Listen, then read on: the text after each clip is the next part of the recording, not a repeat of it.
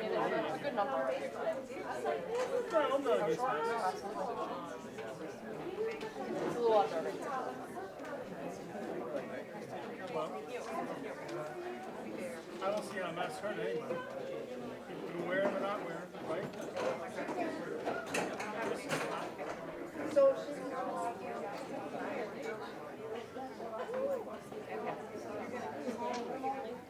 No, you're just, no, I'm not ignoring you.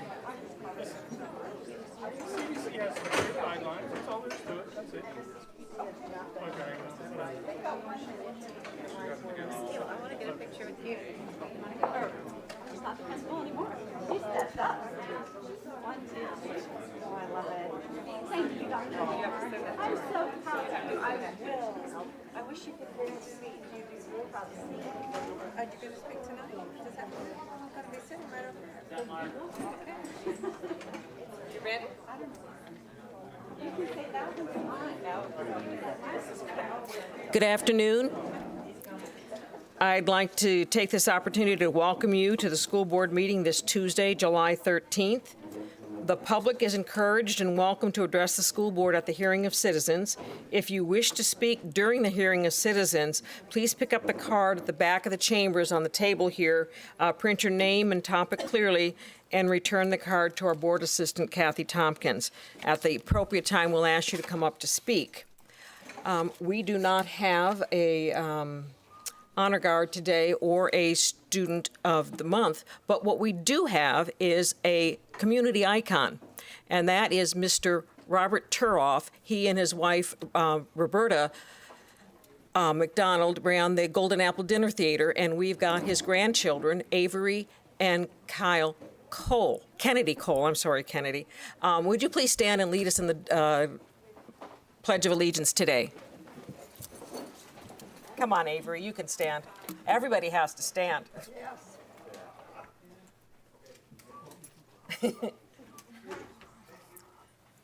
Pledge allegiance to the flag of the United States of America and to the republic for which it stands, one nation, under God, indivisible, with liberty and justice for all.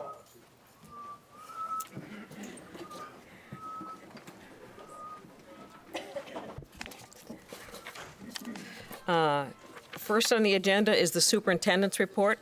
Dr. Asplin. Yes, thank you, Madam Chair, and good afternoon, everyone. Just had a couple of items on here to let everyone know about. First of all, I want to say congratulations to the Riverview IB Class of 2021 Diploma and Career Program cohorts. Our students, out of 153 students who sat for the full IB diploma at Riverview, 152, that's 99.3% of them received a full diploma along with Bright Future Scholarship, which is absolutely amazing. To put this in a global context, the world average for a full diploma recipients is around 77%. Our students were at 99.3%. And then moreover, the IB career program students passed their requirements at 100%. So I want to say congratulations to Riverview IB students. Also, another bit of good news, we received accreditation approval for our county as a district based on the findings and recommendations of the Cognia Engagement Review Team in the Cognia Accreditation Office. A 5-year accreditation term was approved and conferred to us here as a full district. In the past, we've been accredited by a few different schools, but this year we were accredited by an entire district, and it's a 5-year accreditation. So I want to say congratulations to all of our employees and our students and our parents and our community for a job well done, and it's just fantastic that we're accredited. And then also just wanted to let everyone know we do still have the weekly summer meal distribution, which continues, and this program is free. It's free meals for all of our students throughout the summer. And I want to say thank you to Sarah Dan for the great job that she does with our food and nutrition services and our food service workers. They actually have 73 sites during the summer that we deliver free food, and they make breakfast, lunch, and snacks for the end of the day every single day during the summer. So thank you to them. They're doing a fantastic job.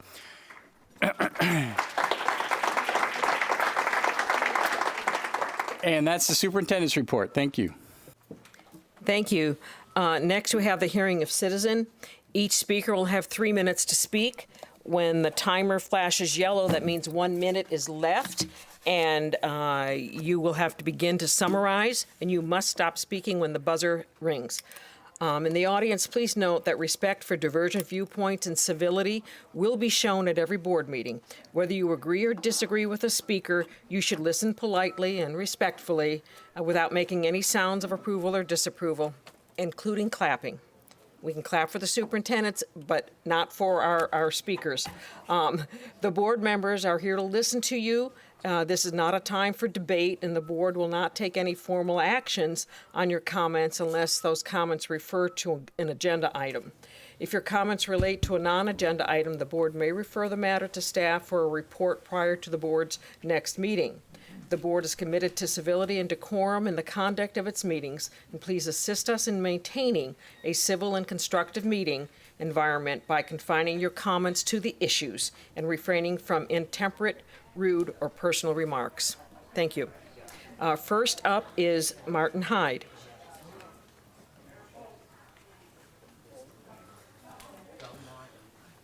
Well, good afternoon. My name's Martin Hyde. I'm a parent. I'm a taxpayer. I'm also running for Congress. You just cut out 2/3 of my speech, but I'll go anyway. They call this part of the meeting the hearing of citizens, but some of the current board aren't listening.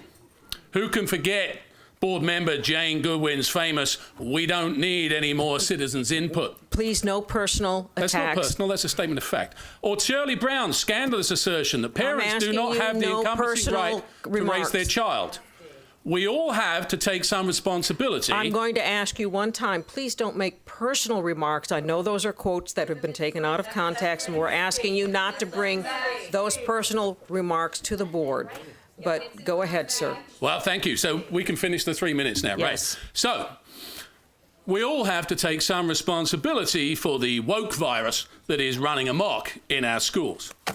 We all knew that many professors in our colleges were communist sympathizers for the past 50 years, but we ignored them as harmless cranks. The elbow patch jacket types gradually infiltrated our K through 12 system and our school boards to bring us to the leftist nightmare that we see today. Participation trophies in place of excellence, indoctrination as opposed to education, all designed to create a woke nirvana, which is a nightmare for those of us who are awake as opposed to woke. Wokeness is a terrible disease, with the irony that it is the opposite of inclusive. It promotes singular thought with the sanction of being cancelled unbelievable, for those that don't follow the dictated policy. Cubans are presently on their streets, risking their lives, fighting to be freed from the nightmare of 62 years of socialist control. Meanwhile, school boards across our nation seek to impose socialist control after 245 years of freedom. What school boards and teachers' unions in this country need to know is that the time when we parents and citizens were passive to your attempted cultural coup are over. The power in this county and in this nation rests with the people, not with you.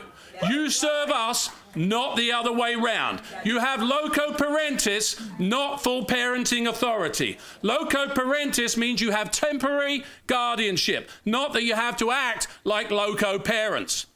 In a way, I hope you're daft enough to try to challenge our governor on the mask ordinance, as he'll have you removed immediately, whereas we will otherwise have to wait until this time next year to remove you at the ballot box. Simply put, for the woke among you, it is over, as we the people are awake now, and we are not going to put up with this anti-American propaganda anymore. I am going to ask one more time. You know, I understand some comments are made to elicit response, but please try to keep this civil. Julie Brady.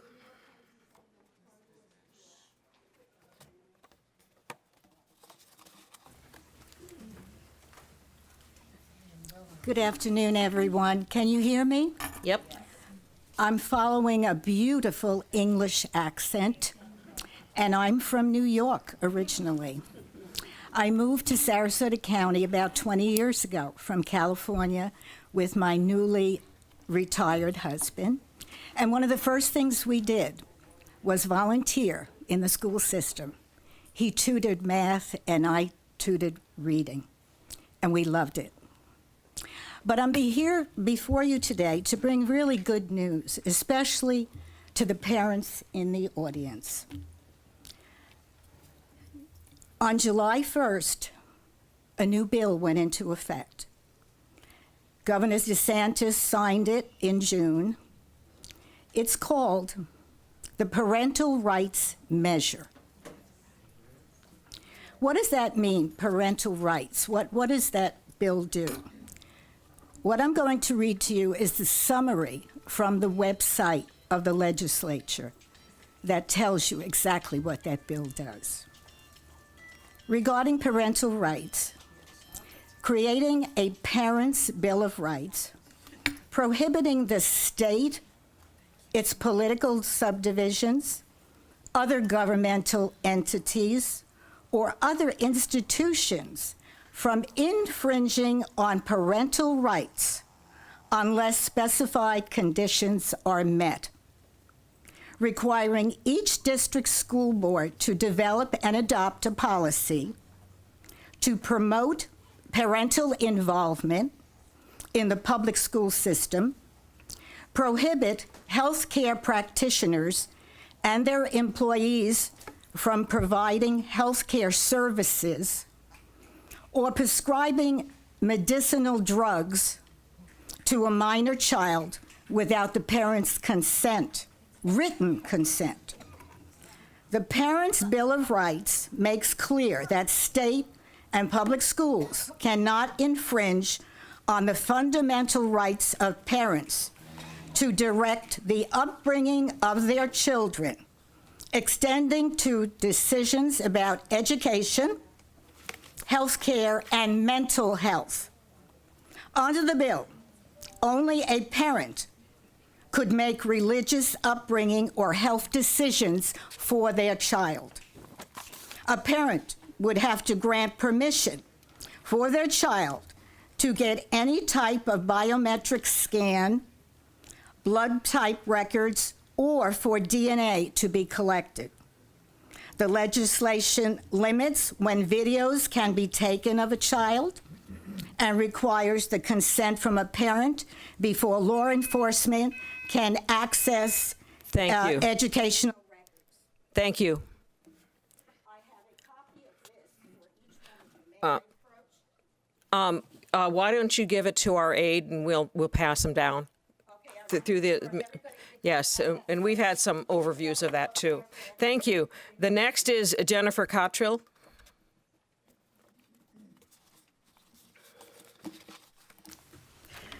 Good afternoon. After speaking at the board meeting on June 1st, I've received a lot of feedback from teachers all around Sarasota County. And what I'm hearing is very disturbing. What started off for me was a fight for our ESC students and teachers to receive the same attention and respect as other students and teachers. That little Johnny, who is ESC student, deserves the same education opportunities as little Susie, who is an IB student. Little Johnny's teacher deserves the same perks and resources as little Susie's teacher. We don't do for one group if we can't do for all groups. Nobody's education or job is less important to the other, but yet we see this favoritism day in and day out in our schools. With all that said, after speaking to a large number of teachers, I kept hearing the same things when I asked what have they done to bring attention to these issues. I have been told we can't do anything. We can't voice our concerns with the administration for fear of our jobs or retaliation. That concerns me. How can we operate a school properly if we are not listening to the teachers who are on the front lines with our students? Teachers are in those classrooms every day teaching our children and constantly trying to overcome obstacles. Teachers should be able to go to their administration and voice their concerns and be heard. Administration should be constantly going to their teachers and asking, what can we do to make things better? What do we need to do our jobs properly? What do your students need? How can we reach all students to make sure they all get an equal education? The only people that can answer those questions are our teachers, because they see it and live it every day.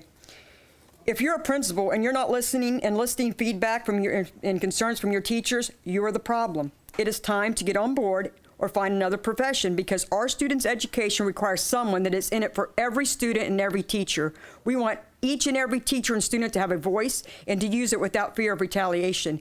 If you are a teacher, rest assured we will not stop until your voice is heard by our administration and our school board. We parents hear you, and we want to make sure everyone else has the opportunity to hear you as well. No more being afraid to speak up. No more being punished or bullied if you do speak up. If you think this isn't happening in our schools, then you need to remove your blinders and take a good look around, because we've had enough of sitting back and watching our children's education suffer because nobody wants to acknowledge we have work to do. We have some amazing teachers here in Sarasota County, and it's time we acknowledge that and give them the credit for the work they do. These teachers don't walk out the door at the end of the school day and go about their personal lives like the rest of us. They're grading papers, contacting students and parents to offer assistance. Some are checking on students because they're concerned about them. Sometimes these teachers are the only thing these students have for support. It's sad, but it's the truth, and we need to face it and recognize it. I may be one person standing in front of you today, but I am the voice of many. Our children's future is at stake. It's time we throw the politics out the window, roll up our sleeves, be prepared to get our hands dirty, because we have work to do. We can't wait any longer. The students and teachers of Sarasota County deserve much better. Sarasota is supposed to be a grade A school. We need to start acting like it. Thank you. Thank you. And Jennifer, as I did last time, I'd be happy to speak to you after the meeting. Rana Brazzini.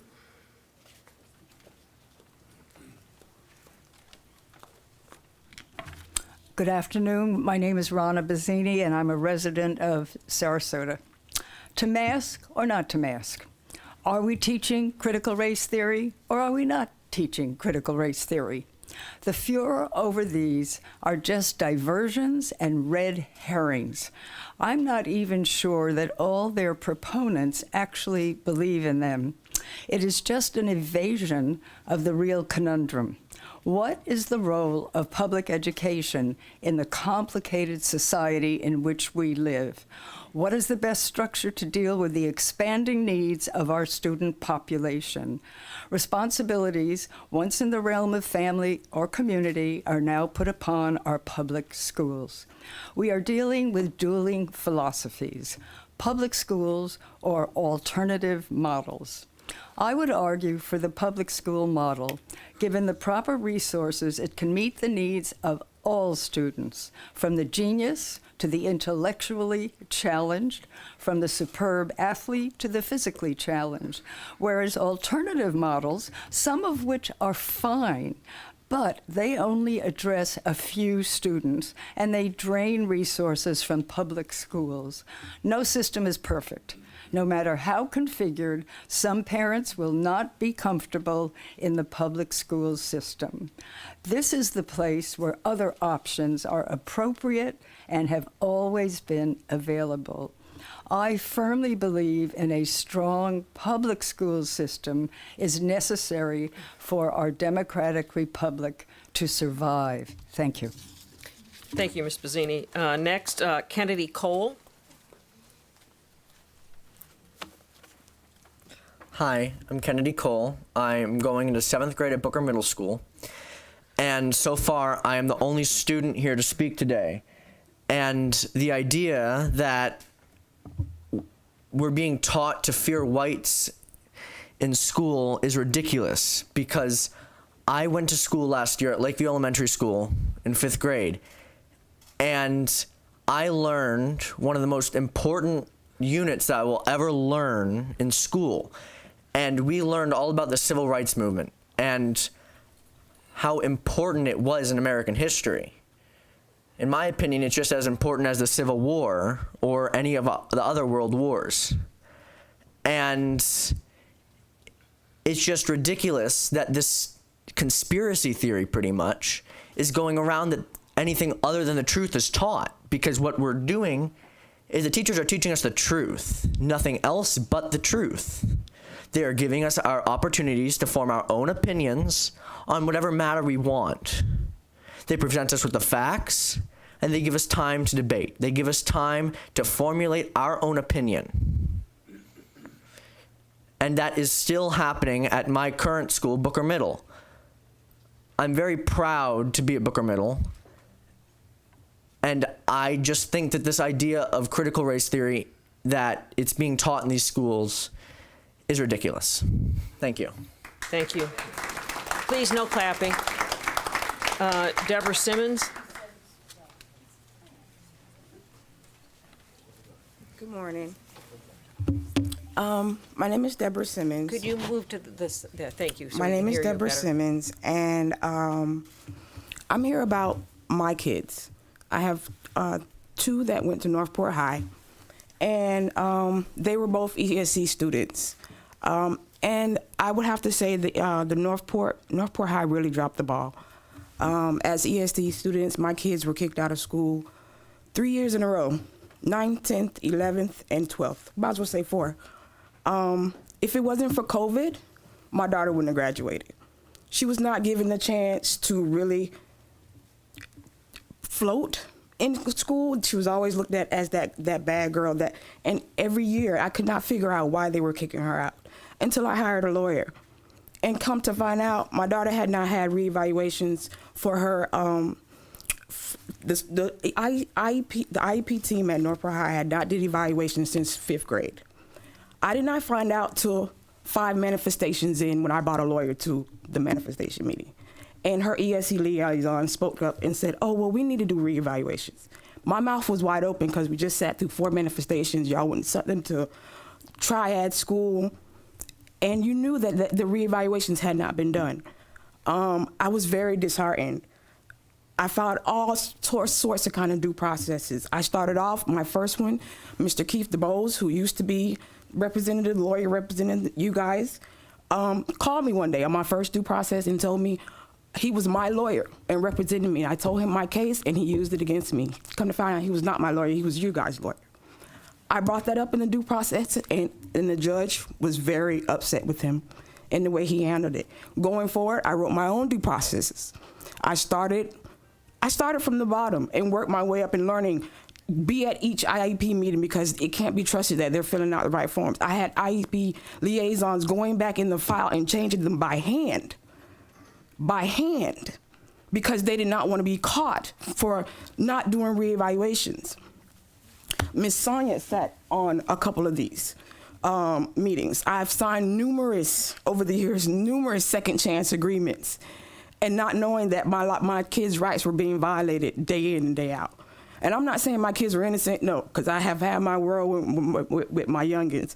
But with the same token, I asked for honesty and transparency from my ESC liaisons, and I did not get it. My daughter's first day back, 2019, to school, August 15th, she was told by her ESC liaison, Tish Temple, oh, you probably won't graduate. And she sent her back to school like that, sent her back to class. I got a phone call from her, Mom, why am I here? If I'm not gonna graduate, why am I here? I had to pick her up again. She was told by Mr. Johnson, the head principal at Northport High, that she would not walk across his stage. She dropped to the ground. My daughter walked across that stage because COVID gave her a chance to do her work. My son graduated out of Tallahassee because they gave him a chance. Thank you, Ms. Simmons. Well,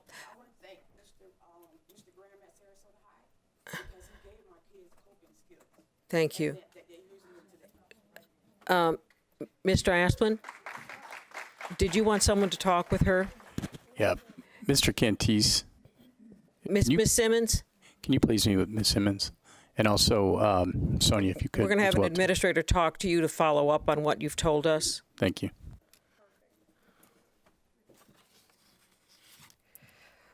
Cynthia Crowe.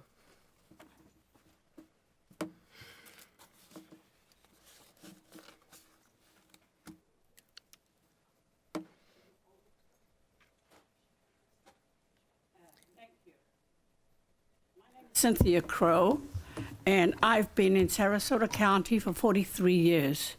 I put my children through the school system with a board that listened. In fact, I was shocked yesterday because my daughter turned 56. And I said, I'm not that old. But anyway, they went through the school system with the school board. I can't remember all the names now, but they listened. I am a great-grandmother. I have 2 great-grandchildren in the school system. I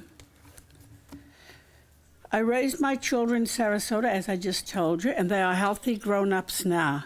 They were taught arithmetic, reading, science, etc. Now you teach critical race theory, which has no place in public schools. Woke is teaching many things. Racism is the major evil it's teaching our youth today.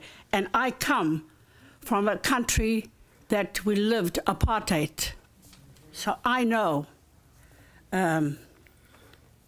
Like I said, I know this firsthand because I lived it.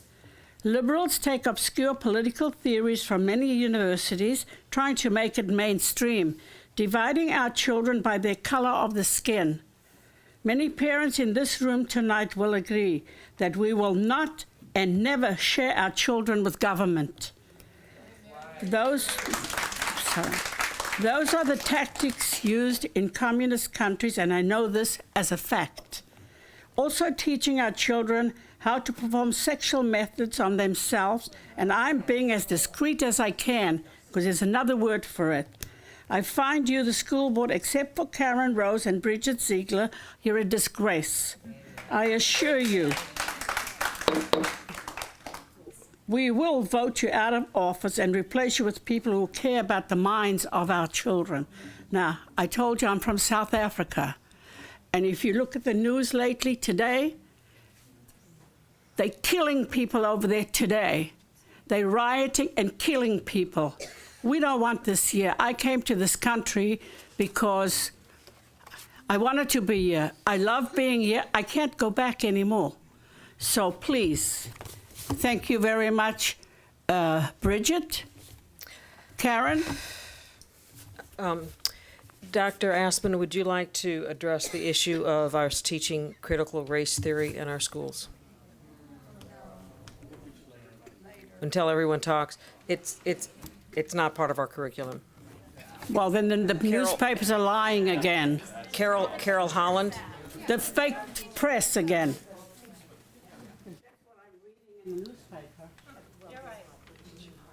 Carol Holland?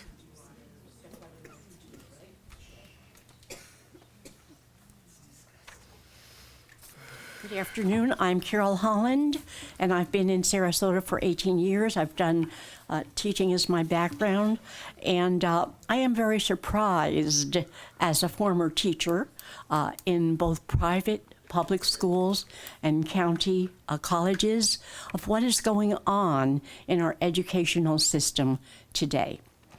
I went through and I wanted to pick out some words because we've been told that Sarasota is not teaching critical race theory. But what we are finding out is that those are not the words that are being used. Instead, there are many other words that are used, such as diversity, equity, culture. Those are all the things that are being substituted for critical race theory, so that, as this young man said, there's no way that is being taught. And perhaps at Booker, it is not. And maybe at some of the other schools, we're not sure yet. We've heard from some students that that is not true, that it is being taught. And so I went and looked at the definition of equity versus equality.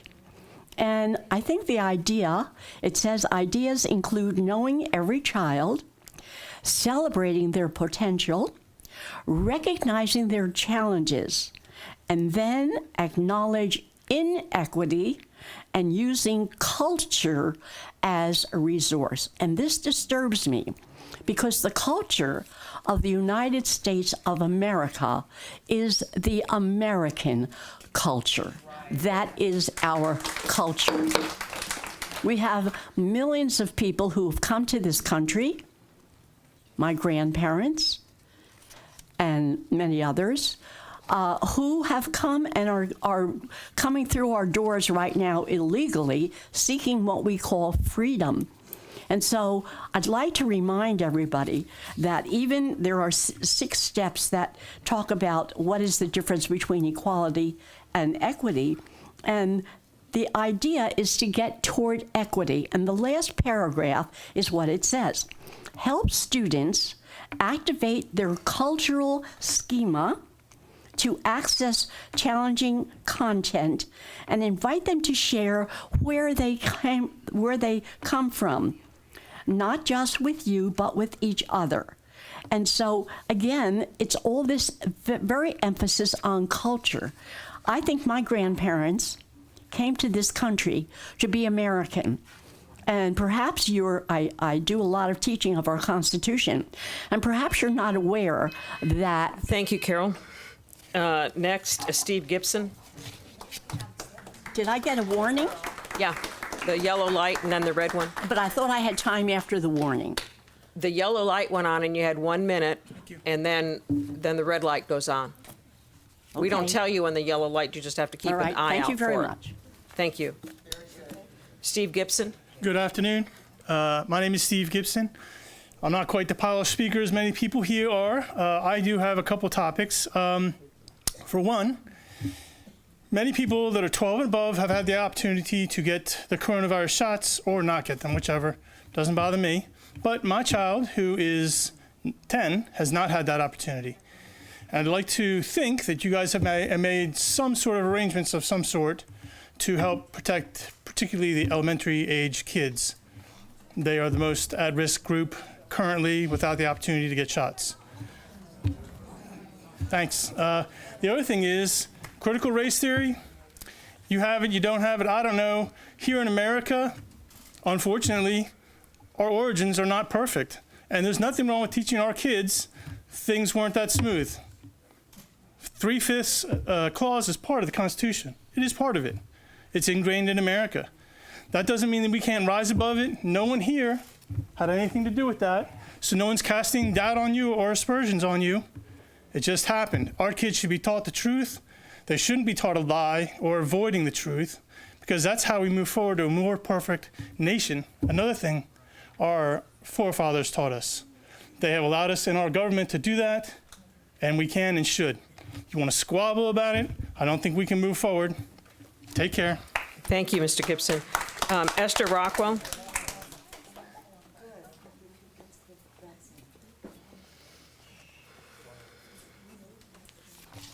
Hi, good afternoon. I'm Esther Rockwell. I've been living in Sarasota for 36 years. I hate to tell you how old my oldest son is. My concern is that I'm troubled by reports that are emerging, raising further concerns about vaccinating children against the coronavirus. Reports are raising concerns that the safety of a coronavirus vaccine for young people. One of these reports indicated a 13-year-old boy from Michigan who mysteriously died in his sleep 2 days after having received the second dose of Pfizer's coronavirus vaccine. He received the second dose of the Pfizer vaccine days after graduating from 8th grade. At first he had a fever and fatigue, and then he started complaining of a stomach ache. That same day he went to bed and died in his sleep. The situation is currently being investigated by the Centers for Disease Control and Prevention. Another boy that's concerned is reporting that a 17-year-old boy was in a position that many young people are in now, that is having to get the coronavirus vaccine to go to school. The boy's father, about a week after his son got the vaccine, said the boy started telling him that he felt like his heart was hurting, and every time he had a heartbeat. The boy ended up staying in the hospital for days. His father explained that the boy had some kind of issue where the oxygen isn't getting to parts of his heart. And now, while things are healing, the boy has to refrain from doing anything strenuous that might put him at risk of having a heart attack. Now, whether the boy is expected to fully recover have not been provided. But these are only two of countless similar stories that have emerged recently. It has recently been discovered that young males in particular are at an increased risk of experiencing different kinds of heart inflammation as a side effect of the coronavirus vaccines from Pfizer and Moderna. These side effects can be experienced after either the first or the second dose of the vaccine. Now, there is a USA swimmer, Michael Andrew, explained why nobody should get the WFLU shot. And as noted by the Center of Disease Control, which reported potential side effects from the jab, referring to the shot. The cure is far worse than the disease. Who would risk their life to be immune to a virus very unlikely to affect them. So that doesn't really make much sense. And the FDA finally admit Johnson & Johnson's vaccine is linked to rare incurable nerve disorder. Americans doctors file lawsuits to protect children. Thank you, Esther. John Wilson.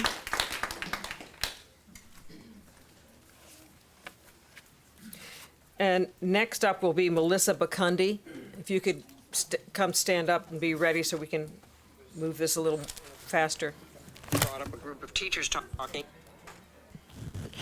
I want to talk about the workshop on 6/15. So I was watching the workshop and I listened to the woman present all the facts on how Sarasota County is doing with our FSA and all of our mathematics and our reading and everything compared to the state. And and she was pretty proud of saying how Sarasota is doing well. She did mention the achievement gap, a little bit, because the Title I schools and they're Hispanic and Black, and believe it or not, even the white kids are failing also. So as far as I'm concerned, Sarasota, she went through it. Sarasota's a winner. Sarasota is not a winner if all the kids aren't reading. I hate to say it. Sarasota's not a winner. But now you're pushing number 37 on the agenda, the reading recovery. Why are we pushing the same thing if kids are still failing? I don't understand that. We're pushing that, but kids are still failing, so we want to keep using the same thing. I love 35, that the Title I teachers, you have a grant for $105,000 to get better Title I teachers. But there's a lot of fat in this budget, because I look at number 36, and we have no problem with a $285,000 grant to build diversity in teachers and principals. Why can't we have the kids read first? Why is this not a priority? Please. I think that there has to be more accountability here. Let me give you an example. The Hate You Give, a book that was assigned. Okay? No one knows who assigned that book. Nobody. I have a better chance asking a toddler if they knocked over a drink. So please give us a little bit more of accountability, transparency. These are all things that we want. The other thing is, critical race theory here. I'm just going to put this out there. Ready? They're getting confused. On the one hand, they're being told how they must teach civics and how they have to talk about the differences of political parties and how our country was founded and all these things. And then on the other hand, there's a Parents' Bill of Rights that allows parents to object to anything that... If they're confused, the reason they're confused is they shouldn't be doing what they're doing. That's not confusion. They're worried about getting fired or fined or any of these other things. So this needs to, they need to not be confused and do their job. If they don't want to teach, if they want to teach this other stuff, you can call it whatever you want. Miami-Dade would love to have them, some other states. I'm just saying, listen, more transparency. Let's get the kids reading first, make it about the kids, before we make any more job positions here in the county. Thank you. Next, Melissa Bakundi. And after Melissa, if Kim W. would stand up and be ready up here.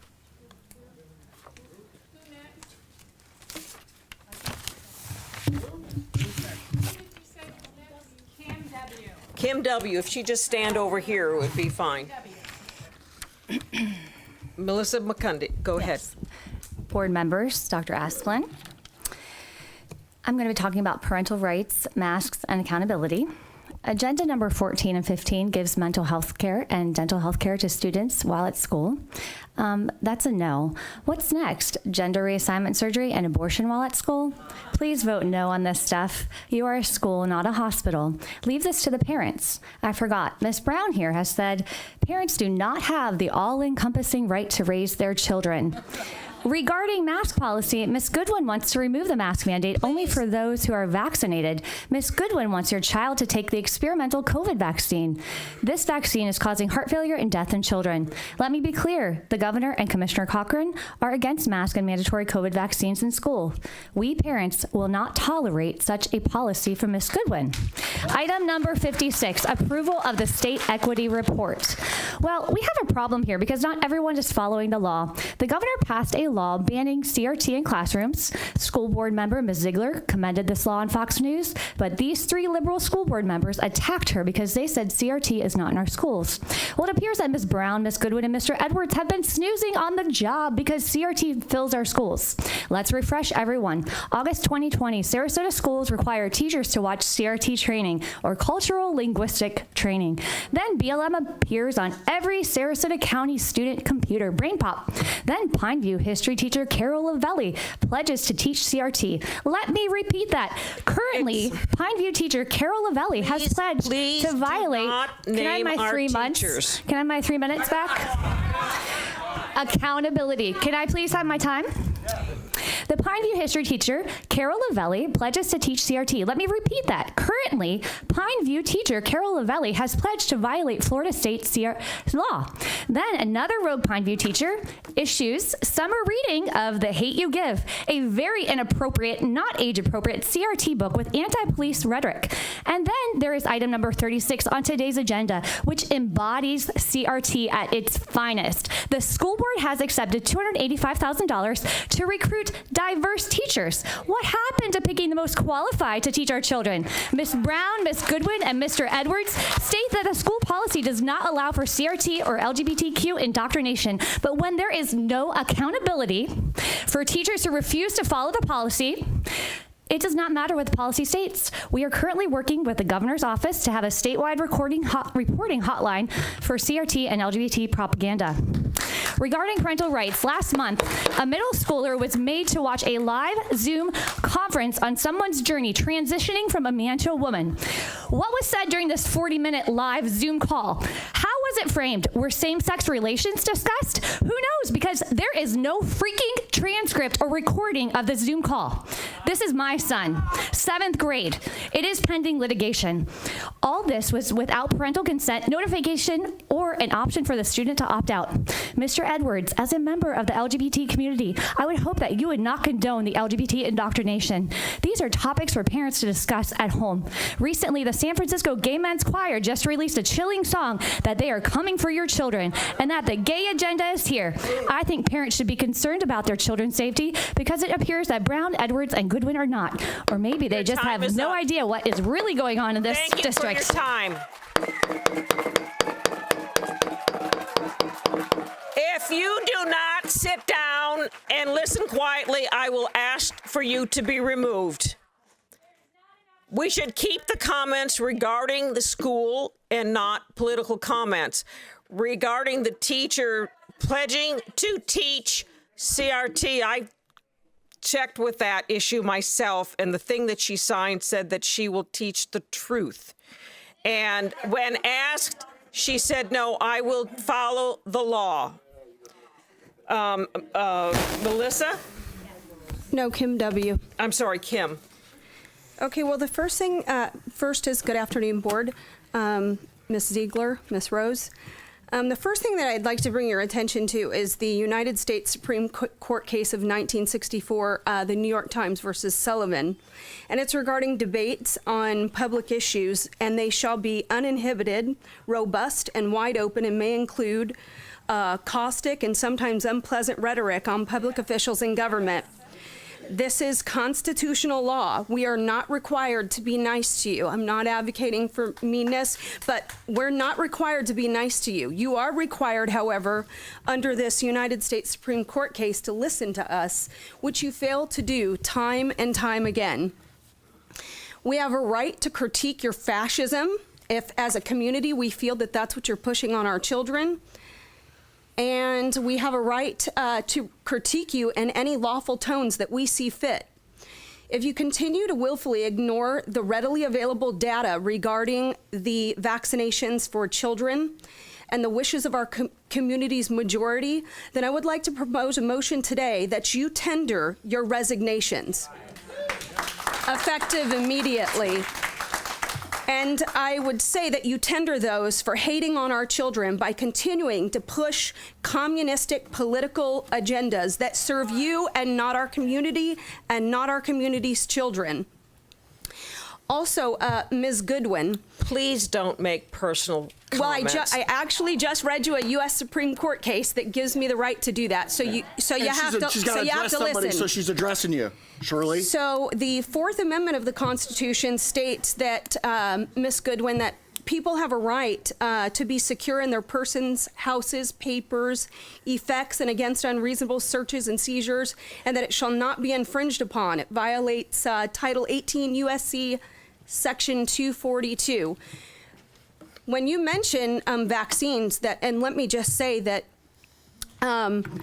the CDC has recently suggested that children not receive the vaccine. So I'm confused. I have no understanding as to why you would even be bringing that up. It's not your place to suggest that this community vaccinates their children with an experimental vaccine. It is an experimental vaccine. It is not approved by the FDA, and you will not be vaccinating my children or anybody else's children. And let me tell you something. The three liberals on this board, I hope you enjoy that seat, because you will not be sitting there come 2022. Mark my words, one of you doesn't even have children. You shouldn't even be on that board at all. You don't have children. How the hell do you know how to even raise children? You can block me on all the social media all you want, Tom. You three are out come 2022. Mark my words. Okay. I apologize for that. Anyway. I don't. So my piece is done. So according to the... Thank you. Jana Martin.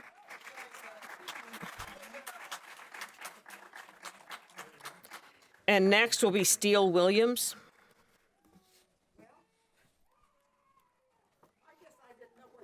Was. I don't hang out at the school board meetings, but oh my goodness, I'll pray for all of you. My name is Jana Martin, school board members, parents, and guests, and I'm an advocate for children. I am an advocate for children. I'm a trained teacher. My second degree is early childhood, but actually I do programs for the missionary world, and I just got home from South Sudan, Africa, and I'm glad to tell you they're not wearing masks there. I came today because I had a son educated at Pineview, a beautiful experience, almost 30 years ago. But my concern is the masking of children. So what I decided I would do is I would reach out to data. I'm not going to give you an opinion of mine, it doesn't matter, but I was going to reach out to data. So what I did is I called Barbara Russell, and she is with the Child Protection Services here in Sarasota. She's a great gal, she has a hard job. But I just asked her if she would give us some data about what it's like masking children. So this is what she said. In 14 years of clinical practice in this area, I've had more mental health referrals for children suffering from anxiety in the past 6 months than I've had in the previous 13 and a half years. A significant factor has been masking children. Masking is detrimental to the healthy psychology development and overall wellness of children and adults, but particularly damaging for children who their brains are still developing. Mask mandate causes or fuels mental health problems. Number one, masks create social insecurities. Children cannot read facial expressions of us, and we can't read them as an educator. They lack the emotional gratification of reward from a positive smile. Seeing a smile in others it's encouragement to a child. This is to put children in a social, if you don't smile, they're emotionally void and they have uncertainty, which inhibits interpersonal intimacy, and it causes feeling of anxiety and loneliness. Number two, Children are often firmly reprimanded, God help us, in school for removing a mask. This causes these little young minds to make an association that revealing their face to others, it results in they feel ashamed. The unconscious message the child receives is social rejection by the very adults who they rely on for their needs. Again, this elicits strong feelings of anxiety, depression, shame, and guilt. Number 3, when the mouth and nose are covered and the skin begins to feel hot. Thank you. They want to... Steele Williams.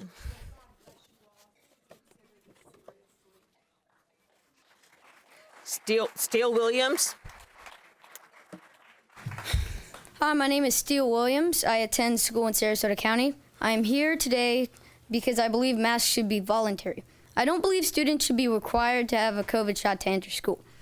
Such a requirement steps over the line of teaching students into the area of making personal, medical, and health decisions for each student. If you say you are following science, well, what does science say? COVID is not that harmful or life-threatening for students, people under 18. That is the scientific fact. At this point, there is no debate. On the other hand, what is the science of the effect of vaccines? Do we even know yet? No, we don't. Do vaccines require annual boosters? Do they work? Do they cause blood clots? Do they make certain people sick? Do they affect one's natural immune system to fight the virus? Or is there an effect on your immune system to fight other viruses? We don't know, you don't know. Requiring every student in your care to have a vaccine is the same as you making a personal, family, medical decision for each student, when you don't know what such a vaccine's effect will be on each student. If people are worried about getting the virus, then they can exercise their free choice to get the vaccine or not. In short, isn't this what liberty is all about? Choice. A choice to determine what is best for you. Whether to get the vaccine or not is your choice, and each of you should not be making this choice for me. The question really is about what you think liberty is. Are we a free people with liberty or not? Thank you for your time, Steele Williams. Thank you.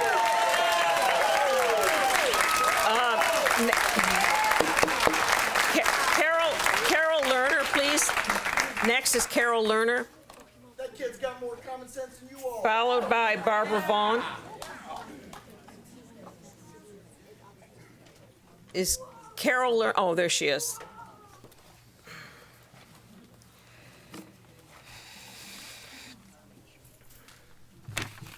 Good afternoon. I'm Carol Lerner. I'm the chair of Protect Our Public Schools Minnesota, usually called POPS. This is a statement from our organization. Protect Our Public Schools Minnesota stands with teachers under attack for pledging to teach the truth.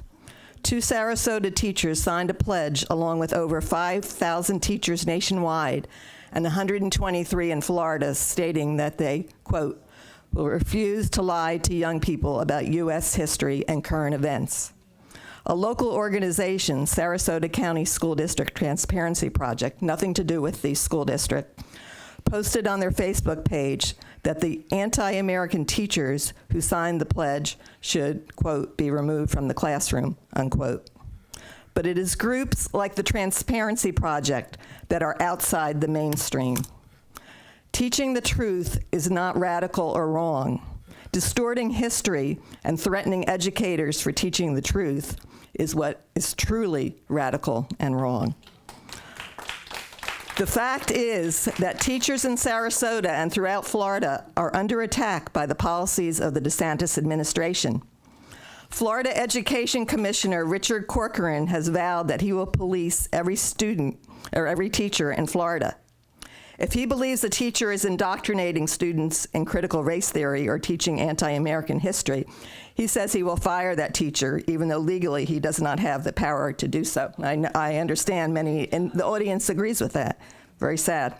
The truth is that the highly organized anti-CRT campaign is chillingly similar to the McCarthy era, when false accusations of communism were used to stoke fear, hatred, and fire innocent people. POP calls on Sarasota district administrators, the school board, and the SCTA to support Sarasota teachers from false charges that they are indoctrinating students. It is important that accurate history be taught, including the true history of Black, brown, and indigenous people.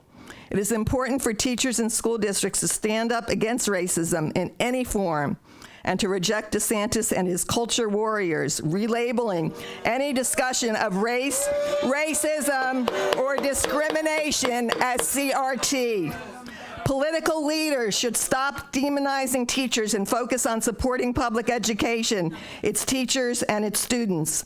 In a year where Sarasota state funding has been actually reduced and the state legislature passed the largest voucher bill in Florida's history, all while districts are reeling from the effects of the pandemic, it is unconscionable to use big lie attacks on teachers.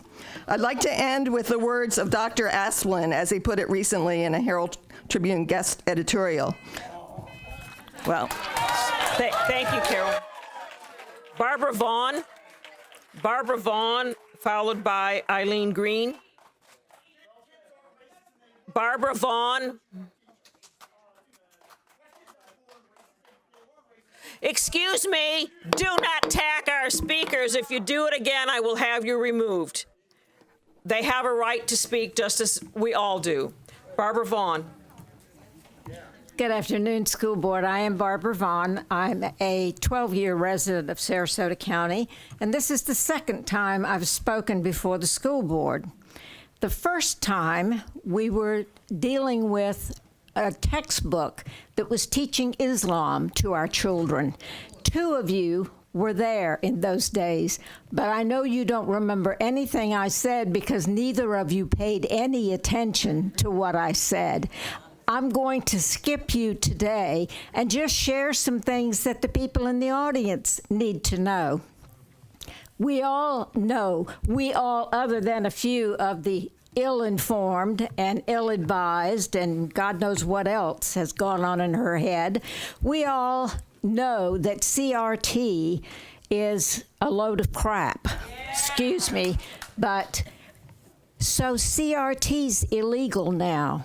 So we've got to find something else to call what we're doing. So parents, take notes. There's a new acronym. It's called SEL, Social Emotional Learning. It's the cultivation of correct attitudes, beliefs, opinions, and behaviors in our young people. I think the school's job is to teach academics, plain and simple. Social emotional learning is for parents, grandparents, and other family members. SEL is not a lever for equity, as the Castle website declares. By the way, Castle is another one you might want to take a note about. CASEL. Collaborative for Academic, Social, and Emotional Learning. Their website also trumpets the opportunity to turn impressionable students into leftist activists. I would encourage the parents and the school board members, if they're still paying attention, which I can see obviously. I'm writing down what you're right, saying. Yeah, like you did the last time when I was the only person in the room that had spent 8 years living in Muslim country. Only person in the room, but I couldn't be heard because you were too busy looking at your computer. Well, I hope you are writing it down because the parents are writing it down. CASEL, C-A-S-E-L, Collaborative for Academic, Social, and Emotional Learning.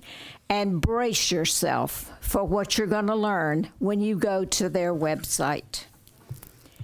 The hate you give, that sounds like something that the school board would be in favor of. I'm not. We need to give our children love, not hate. Thank you, Eileen. Thank you, Barbara. Eileen Green? We need to change batteries.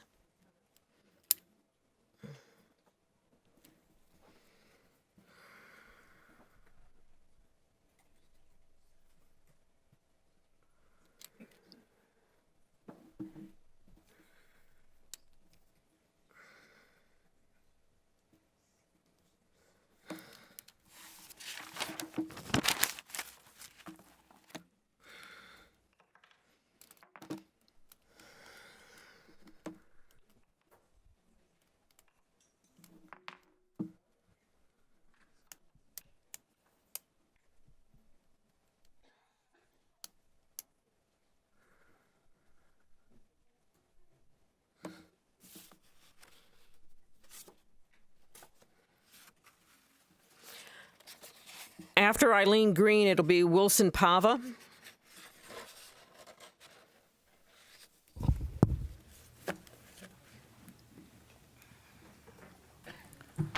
Good afternoon, ladies and gentlemen. I have been in Sarasota County since 1978. I am a taxpayer here. I have paid school taxes since then. You all say that you are not teaching CRT. Do you know what CRT is? Do you know where it derived from? It is a Marxist theology.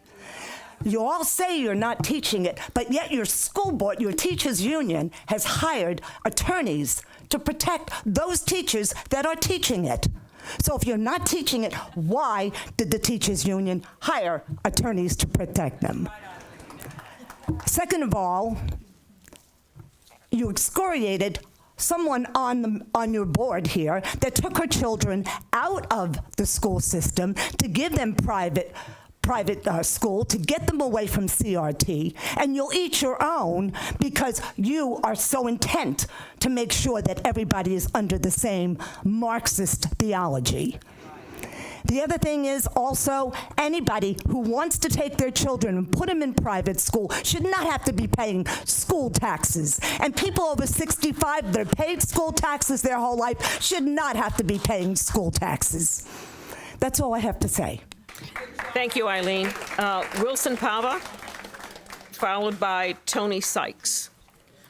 Thank y'all. And I want to begin by telling y'all, if anybody ever tells you that civics and government is... Please address the board, not the audience. I want to tell the two kids in the audience that if anybody ever tells them that civics and government is boring, don't you ever forget today, because today has not been boring at all. And it's going to get more interesting, because I was thinking about it on the way here.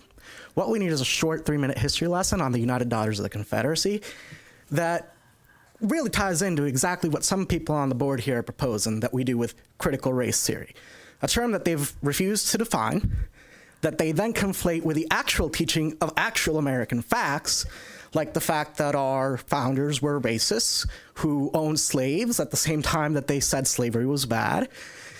History like the fact that redlining has effects that have played out into the modern day, that have ensured that Newtown is disproportionately black compared to the rest of Sarasota County and has disproportionately more Title I schools than any other part of the county. The fact that our Title I schools are in a learning deficit because of funding that was originally based off of property taxes so local that if you didn't live in a rich neighborhood, you didn't have a good school. Those issues still arise today. Why, though? Because right after Reconstruction, right after the death of Lincoln, we had the United Daughters of the Confederacy, a group of white, Southern conservative women who came out and said, slavery, that had nothing to do with it. Race, oh God, not a part of the Civil War. Not a part, we don't have to address that. Even though, and I'll quote directly from Alexander Stephens, Vice President of the Confederacy, he said, "The cornerstone rests upon the great truth that the Negro is not equal to the white man, that slavery, subordination to the superior race is his natural and normal condition."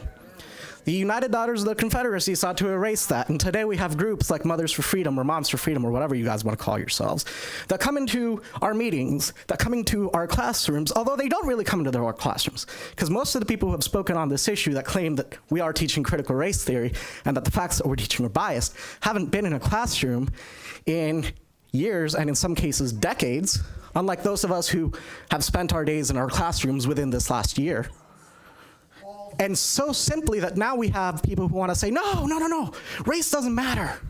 The fact that the people who created the institutions like redlining, like Title I schools, like all of these different things that to this day affect our students, and that then say, you know what, I'm gonna grab my kid, I'm gonna take him out of here because we're gonna start fixing that. I'm gonna take him to a private school where they don't have to learn about the terrible things that their grandparents did in many cases when they went off to the counters and instead of sitting alongside the civil rights activists, decided to pour coffee on them.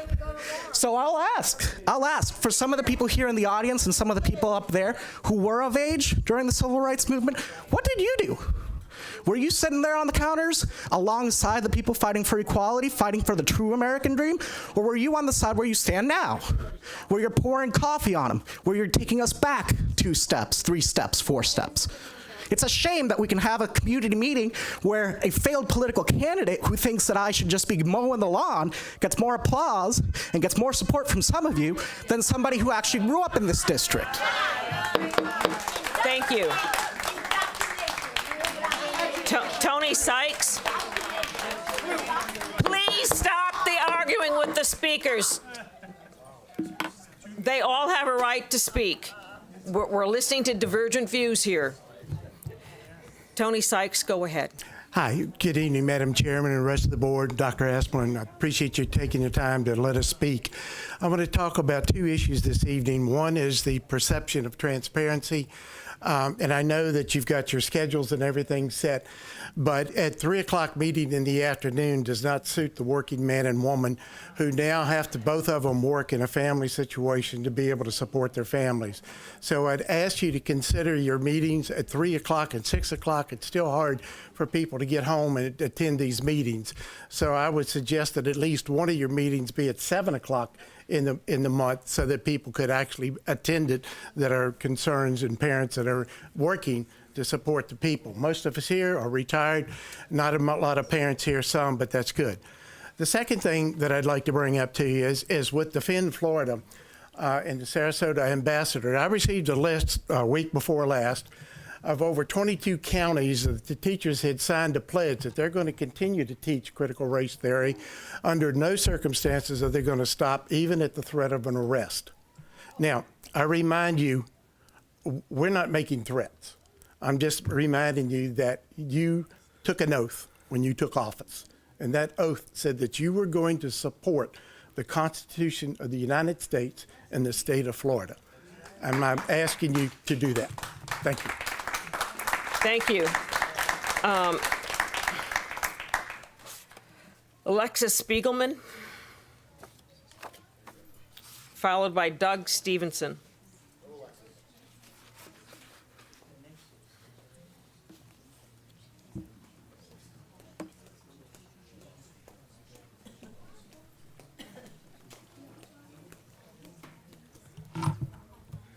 May I ask where the yellow light is? You might want to pull the mic down a little. Thank you.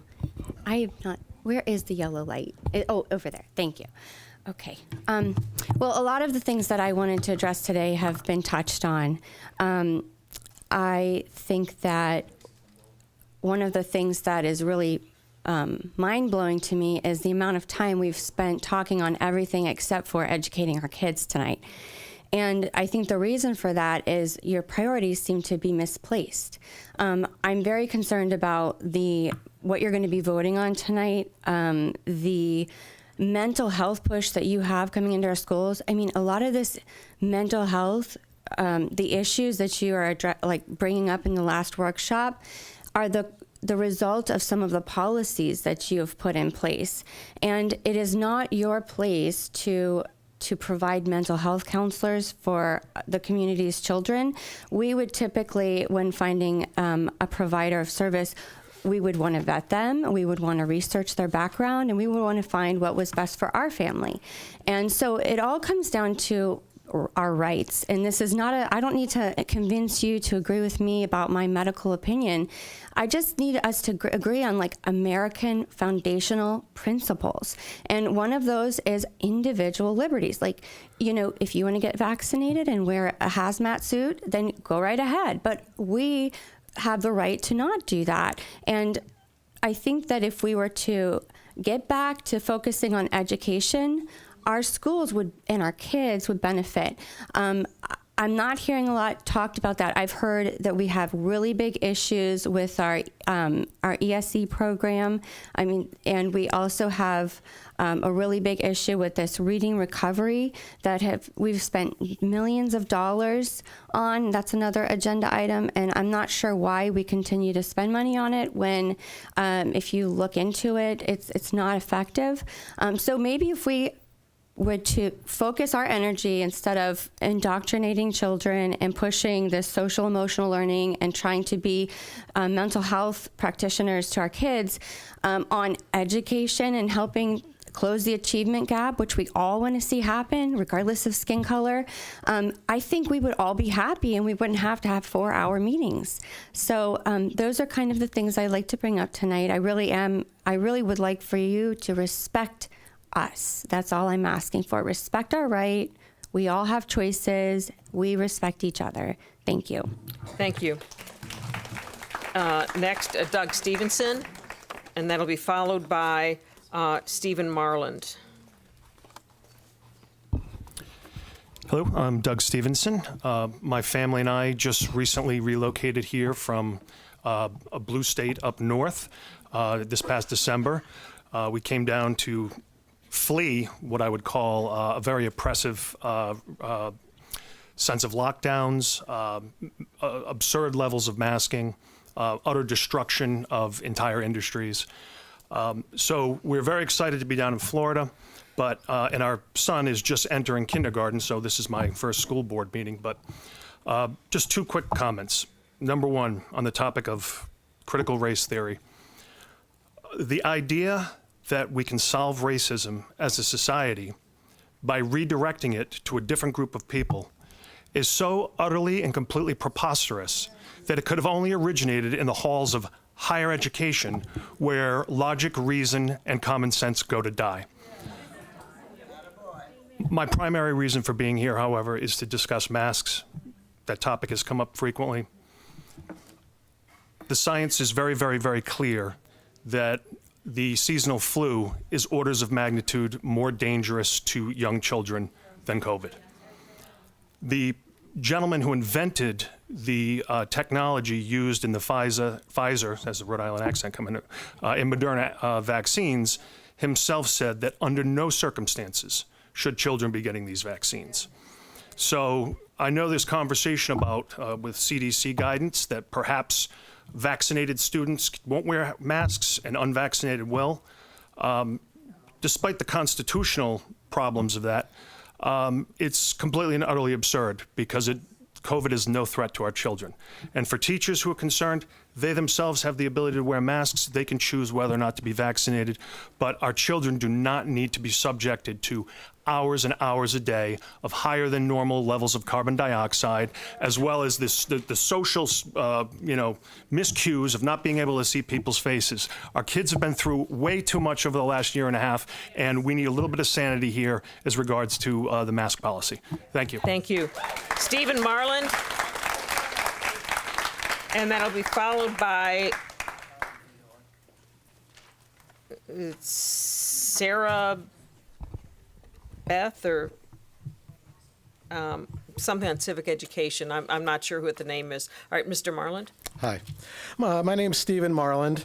I am DJ's big brother, mentor. I'm sure you remember him. When I began helping this child and his mother, I was met with obstruction and eventually hostility. I didn't get involved to start a fight, and neither did the advocates. We just wanted to help DJ. After being obstructed, I needed to engage the advocates because the process was complicated and I wasn't getting the information required to help the student. Because the school district chose to fight us instead of being transparent, we had no choice but to take them to court, where we won, not once, but twice. Through that process, we learned that the district was more concerned about exposing their own failures than helping these students. Following our case, the district was investigated and chastised by the Florida Department of Education. Terms like deliberate indifference and irreparable harm were used to describe what occurred. So what is the response from the ESE administration now? Prior to our case, parents were allowed to record IEP meetings upon request. Now these requests are arbitrarily denied, and the district is sending their attorneys to attend some of these meetings. These tactics are intimidating, combative, and clearly not in the best interest of the student or parent. When parents request the services of an advocate, it's for a reason. They're not being heard. They're not getting their services. Mr. Superintendent, in January, I sent a letter copying all the board asking you to consider new ESE leadership. You clearly have chosen to protect the people that cause harm and not listen to the victims. We would like to be part of the solution, but after all this, no one has reached out to any of us. No one has ever apologized to DJ's mother. So here we go again. I hate to say, I told you so. And listen, I know the school does a lot of good things. It's just, it has to be good for everyone. Parents with children of special needs have enough challenges.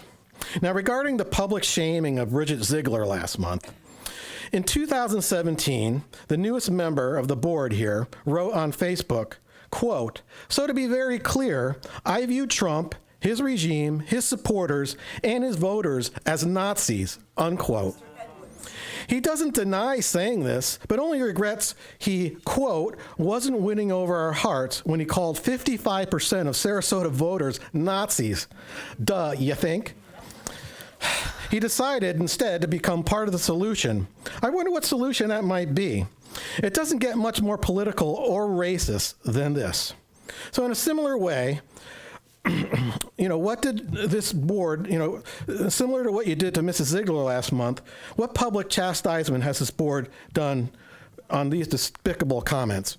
And regarding the CRT stuff, all you have to do is go to the National Education Association board website. Their agenda is very, very clear. Thank you. Thank you.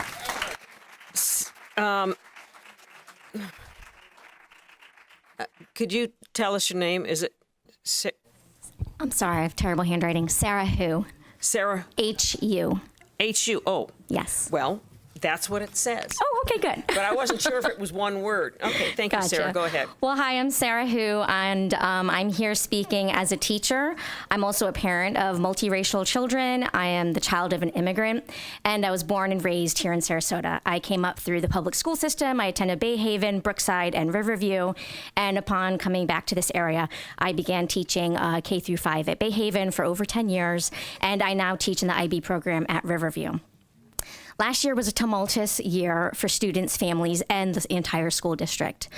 We did enjoy overwhelming support for teachers, including regular encouragement and messages of support from our superintendent, thank you, our administrators, and we enjoyed the additional professional days and shows of support throughout the community and from parents, and for that we are wholly appreciative. The debate around the new civic education laws has been inflammatory, to say the least. I am wholly confident that Sarasota teachers can follow the letter of the new laws while still teaching the truth of our local, state, and federal history, even those parts that are unflattering to the political leaders of the time.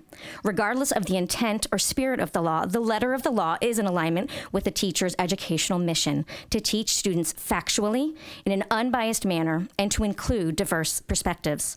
Truth be told, events such as the civil rights movement, desegregation, and Jim Crow laws are too often taught with bias through the point of view of those with power. A law that requires the unbiased and factual teaching of all historical events can be a step in the right direction. However, it is critical that our county's leadership, the esteemed school board and superintendent, interpret and enforce the new laws in the same unbiased way. I implore you to issue a public commitment to our teachers as they continue to teach the truth of history and current events. I urge you to issue a public commitment to our families in all of their diversity within our county that diverse perspectives will continue to be taught and celebrated in Sarasota County classrooms. I call on Sarasota County District administrators to support Sarasota teachers from false charges that they are indoctrinating students. It is important that accurate history of Americans be taught using critical thinking, including the true history of Black, Brown, and Indigenous people. And I ask that you continue to resist the erroneous relabeling of any discussion of race, racism, or discrimination as critical race theories. Let us come together as a community to support our teachers, our students, and our families in all of their diversity. Thank you. Thank you, Sarah. Next, we'll have Jeff Staple, followed by Colleen Hillerick.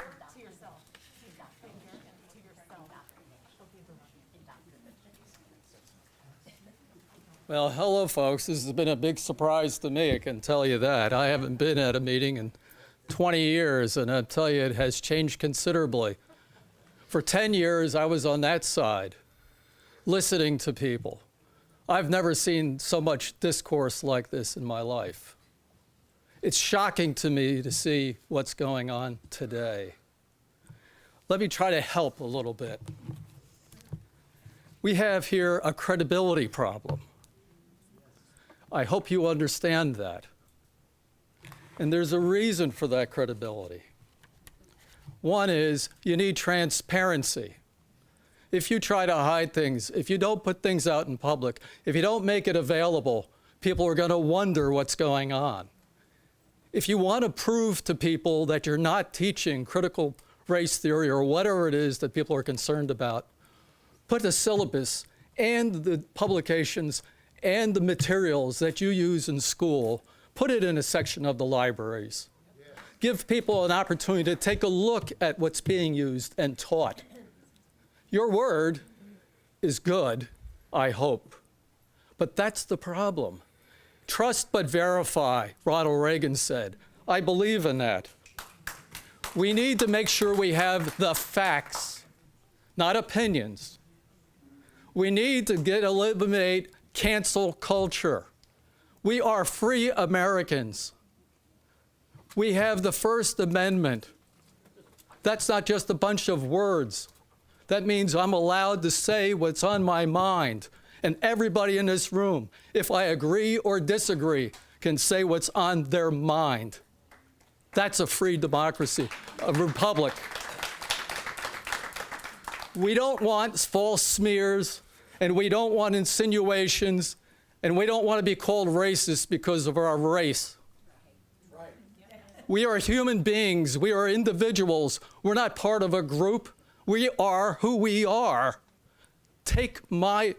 Look at me and evaluate me based on who I am, not who my parents were, what my race was, my educational background, how tall I am, what color my eyes are.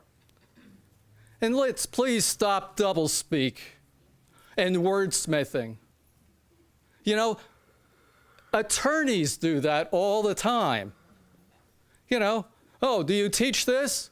Oh, no, I don't teach that. Well, does it smell like a duck? Does it look like a duck? Does it quack like a duck? I guess it's a duck. People see through it when you make comments that aren't accurate. And most of all, integrity. Right or wrong, integrity is the most important issue. Please keep your integrity. It's the only thing you have. Thank you, Jeff. Colleen Hillerick.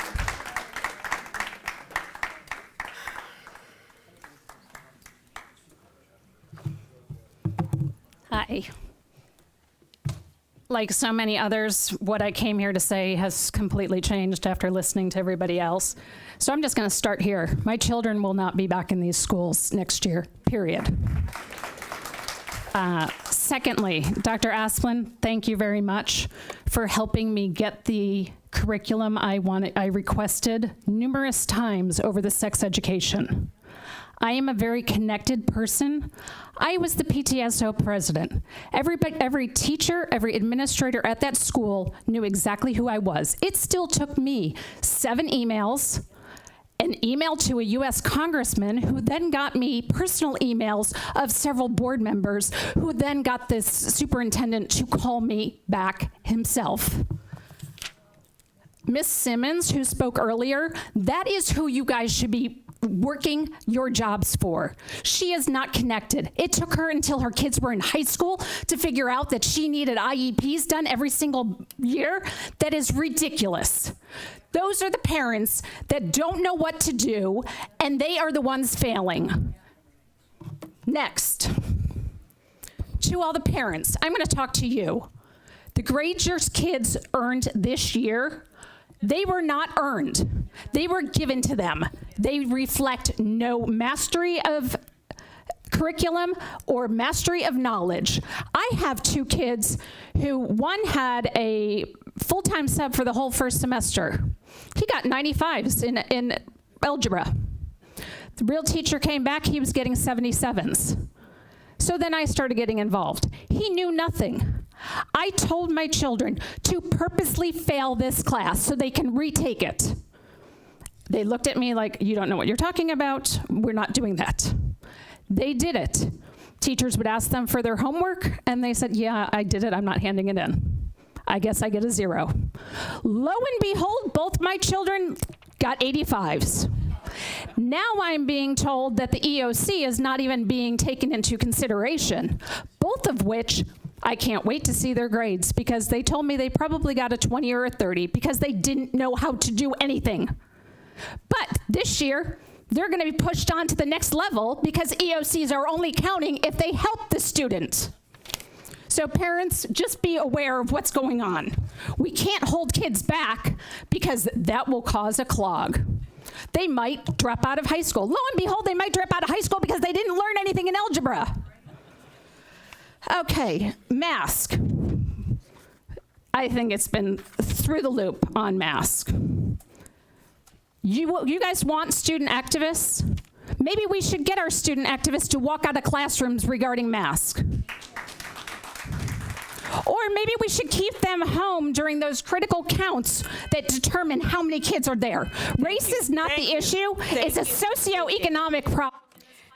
And Andrea Griffin, followed by Debbie Mason.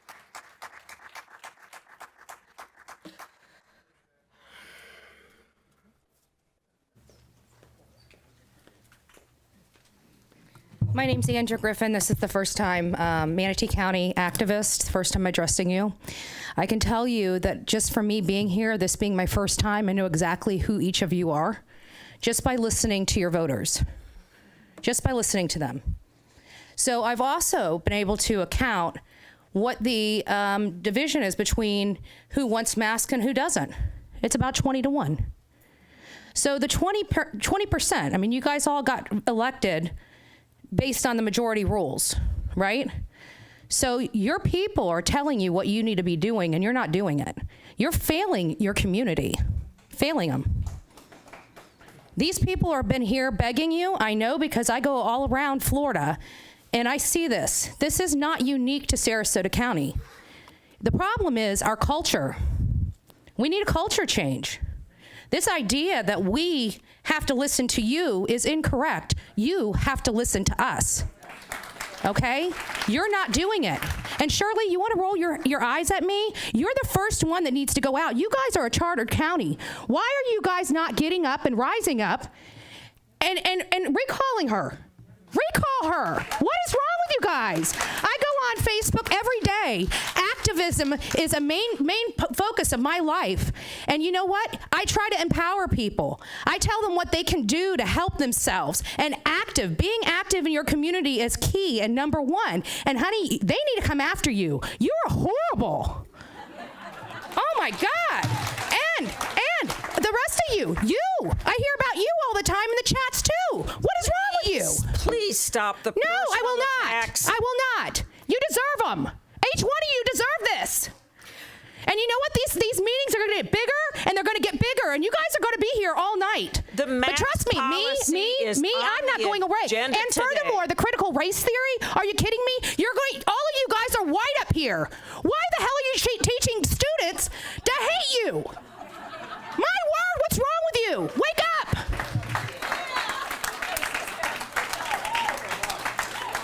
Debbie Mason, followed by Melissa. I think Melissa was already speaking, though. And then Joanne Weiner. Hi, my name's Debbie Mason. I am an employee of the district. I have been on and off since we moved here about 20 years ago. I also raised 3 kids who all graduated from the district, and now I have 2 grandchildren that are attending the district. One of my grandchildren left the district last year, primarily because of the potential of having to wear masks, and my son and his wife chose not to have that be her experience. Obviously, there are very different views, personal opinions on all of these issues, and we're not going to always agree. But as a substitute teacher, being in many, many different schools in the district, I can say that I saw firsthand the damage that it's doing to our kids to have to wear masks. Little kindergartners who can't see my face, who can't hear me. Like somebody else said, they don't see a smile, they don't hear your words correctly. My granddaughter has speech. She can't be heard wearing a mask or understood her words. I saw many people leave the district because I had been subbing also at a private school. And again, it's sad that parents have to stand up so much to see what's going on in the school and to hold you all accountable, you all and teachers. Kids can't stand up for themselves in classes. I've experienced that with my own kids. If they try to, the teachers belittle them or do some other action towards them for speaking out. And then they ask me to come to class, and then, no, I can't come to class because then they'll be ridiculed even more by the teacher. We need to have, like has been said before, accountability and transparency. When I raised my kids, 20 years ago, I wasn't so concerned about what was being taught, whether it was in sex education or this whole, racism, hating white people, hating black people, hating whoever. That's not what school is about. School is about learning. And like has been said before, our kids are failing. The number of ESE teachers that are being hired because we haven't been effectively educating our kids needs to stop. We need to educate our kids, stop with the masks, stop with all of this other indoctrination, and let parents parent their kids and make those decisions, whether it's about masks or whatever. Parents are the number one person in their lives to make those decisions, not teachers and not school board members. Thank you. Melissa Bakandi, have you already spoken? Yeah. All right. You didn't want to speak again, right? You want me to? Johannes Weaver, followed by Jennifer Zambrono.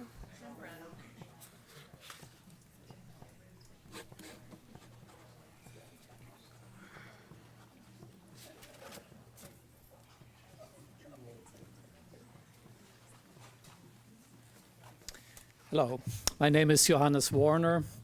I am a father of a college student who is headed to med school, hopefully, and the product of this school system here. One of my child's teachers actually spoke very eloquently here before, and I might say so courageously. I know her as an excellent teacher, and I want to thank her personally and you all for the doors you have opened to my child's future. In this meeting, activists are personally attacking 3 teachers with first and last name, demanding they be fired for saying they will speak truth. I cannot speak for these teachers, but the context is one in which the state of Florida is now adding prohibitions to teaching standards. And that's a slippery slope. I'm the product of public schools in Germany and parents that taught me to speak up when things go wrong around you, or when you believe things go wrong around you. And this is part of the lessons that were learned in my country of birth as a consequence of following a strong man a generation and a half ago. So this is one of those times I believe Dad would have told me to speak up. I happen to know one of the teachers who is being personally attacked. She does, to my best knowledge, like every teacher is supposed to. She teaches a curriculum that is set by the state of Florida. When students bring up other, sometimes difficult issues, she responds in a factual manner, age appropriately, and she speaks facts. That's what I believe she means by speaking truth. Also, one of the teachers being threatened happens to have grown up in a country where opening your mouth will get you fired, maimed, or killed. I don't think that teacher expected this when she came to the United States of America. I encourage everyone to hit the pause button and look at ourselves. Thank you very much. Thank you, Mr. Warner. Next, we have Jennifer Zambrano, followed by Mary Ward. Well, I'm another grandmother, and I brought some history books, and I thought you all might be interested in them. And unfortunately, that young man left, but he knows the lady. Excuse me. Please speak talk to forward you. so the Okay, microphone can pick you unfortunately, up. the young man left who was so opinionated, but he knows the lady in red back there. Black history, documented and written by a woman who was very upset with people who didn't know their own Black American history. Sandra Yoakum is the founder and president of the Yoakum African American History Association. The other woman who helped is Frances Rice, who is a retired lieutenant colonel for 20 years, a Black lady. Okay, great book. Please, I know I have to talk to them, but everybody should read this. It talks a lot about things that we didn't know ourselves. Documented, I might add. The other book is White Guilt by Shelby Steele. Another good read. Everybody, okay? Very good read. Very educational. Excuse me, to the front so we can hear on the microphone. Okay, very educational. I will tell you that my feeling is leave the children alone because they will find kind friends, whether they're brown, black, white, yellow, green, or whatever. My granddaughter, who's 8 years old, is part of this. And unfortunately, she lives in Connecticut, but I live here for the past 3 years. To me, it only creates guilt for young children. She wore a mask most of the year and came down with pneumonia. And now it's a known fact that young kids that do wear the mask all year, they can come down with pneumonia. These are all facts. This isn't fiction. My feeling is we're all Americans. We came to the melting pot. Originally, I'm from New York, lived in Connecticut, and now in Florida. Don't do this to the children of America. Let them find their way. Don't separate and divide. Don't, these children are young. For the most part, they'll find their way. And if I was a teacher, I would be extremely embarrassed at my union, and I would not be paying my union dues. Thank you. Mary Ward, followed by Larry Wilson, and then Linda Wilson. Hello, my name's Mary Ward. I come here as a parent, not an activist, and I just want to speak about my experience and get some questions answered. My son, when he went to Gulfgate Elementary, had experienced a graduation there where they separated they had all the graduation, and then at the end there was a special ceremony for the children who had the best hugs and the best smiles. And I thought that was completely inappropriate for a graduation ceremony of so many little kids that didn't have the best hugs and the best smiles. So when he went to middle school, he was taught history by a teacher who told him to start in the middle of the book and learn about, he had to do research of ISIS. And I helped him and Muslims. And the first site that I came to when I was trying to research his homework with him was an ISIS recruitment site. And I had a talk with the principal about that. And so I want to know how you vet the people that choose the books, how they choose the books, and if they're elected to do that. And there's a lot of people that went before me that said a lot of the things that I wanted to say much better. But I think that the masks are super bad for the kids' mental health and physical health. And last, I'd just like to, I don't agree with teaching critical race theory either. I think that people should be judged on the content of their character. And thank you. Thank you.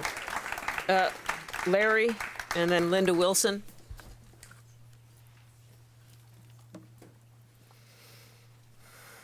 I want to thank you for the opportunity to address everyone here today. I wasn't going to say very much at all, and I hope I can get it in before the red light comes on. But there are several topics I would like to address, and one of them is critical race theory. I know that it's been addressed already, and maybe I can't put any better understanding into it, but I believe that the difference is that equality guarantees opportunity. That is, we were all given equal opportunity at birth by our Creator. And I think that that's a common belief in America. Equity is a term that sort of looks like it and sounds like it, but it seeks to reshuffle the cards later in life for us. So after having lived a life where we didn't achieve a lot, in school, for instance, the effort is to reshuffle the deck and take from those who have and give it to those who have not. And I don't think that's fair. It's a wrong-headed idea that government has the right to take from some of its citizens and give to others. I mean, maybe I'm wrong. Second thing, observations in school. I know that you can't get in, maybe you can now, this year, I don't know, but last year you couldn't even go to the schools. I live in Venice, and I could not even go through the front door. I was not allowed, and neither was anybody else. Not only just not having to wear a mask, but also you couldn't even get in. We were locked out. That should never have happened. On the observations part, I think that I've heard parents and grandparents say they wanted to be able to see what was being taught to their child or their grandchild in the classroom. Well, obviously they couldn't do that. I hope that that's not going to be the case this year. But I do know on the idea of critical race theory teaching that if it's being taught on the sly. You know, and if I can't go and see what's being taught in real time, you can tell me all year long, we're not doing it, we're not doing it. And I don't believe you. I won't believe you. So maybe audio and video to a green room in the school would be a good idea. Our police all have cameras on their shoulders. Why couldn't we put some in classrooms so that parents and grandparents can go in and see their child or grandchild and what is actually being said by the teacher and what materials are being given and what kind of answers and responses to their questions, etc. Thank you. I knew I wouldn't get finished. Linda Wilson. Linda Wilson. Good afternoon, and thank you for allowing us to speak. Could you step just a bit? Thank you. Is this better? I was going to save this till the end, but so many people were confused about what your free speech rights were. I thought I should read this first. This is the Supreme Court decision on what you're allowed to say in free speech.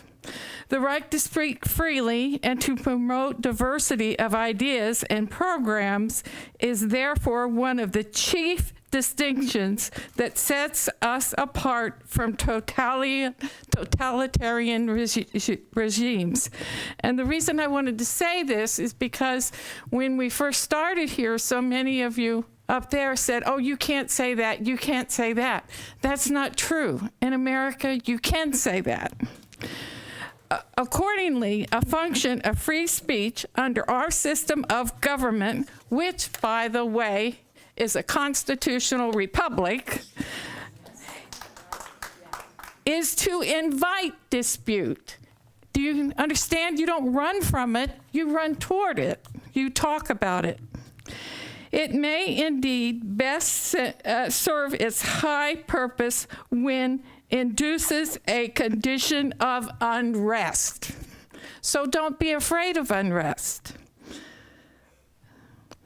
Also, pardon me, I lost my place. When it induces a condition of unrest, which creates dissatisfaction with conditions as they are, or even stirs people to anger. And honestly, if someone up is speaking that doesn't stir your soul, then you might say, why am I listening to that person? Speech is often proactive and challenging. It may strike at prejudice,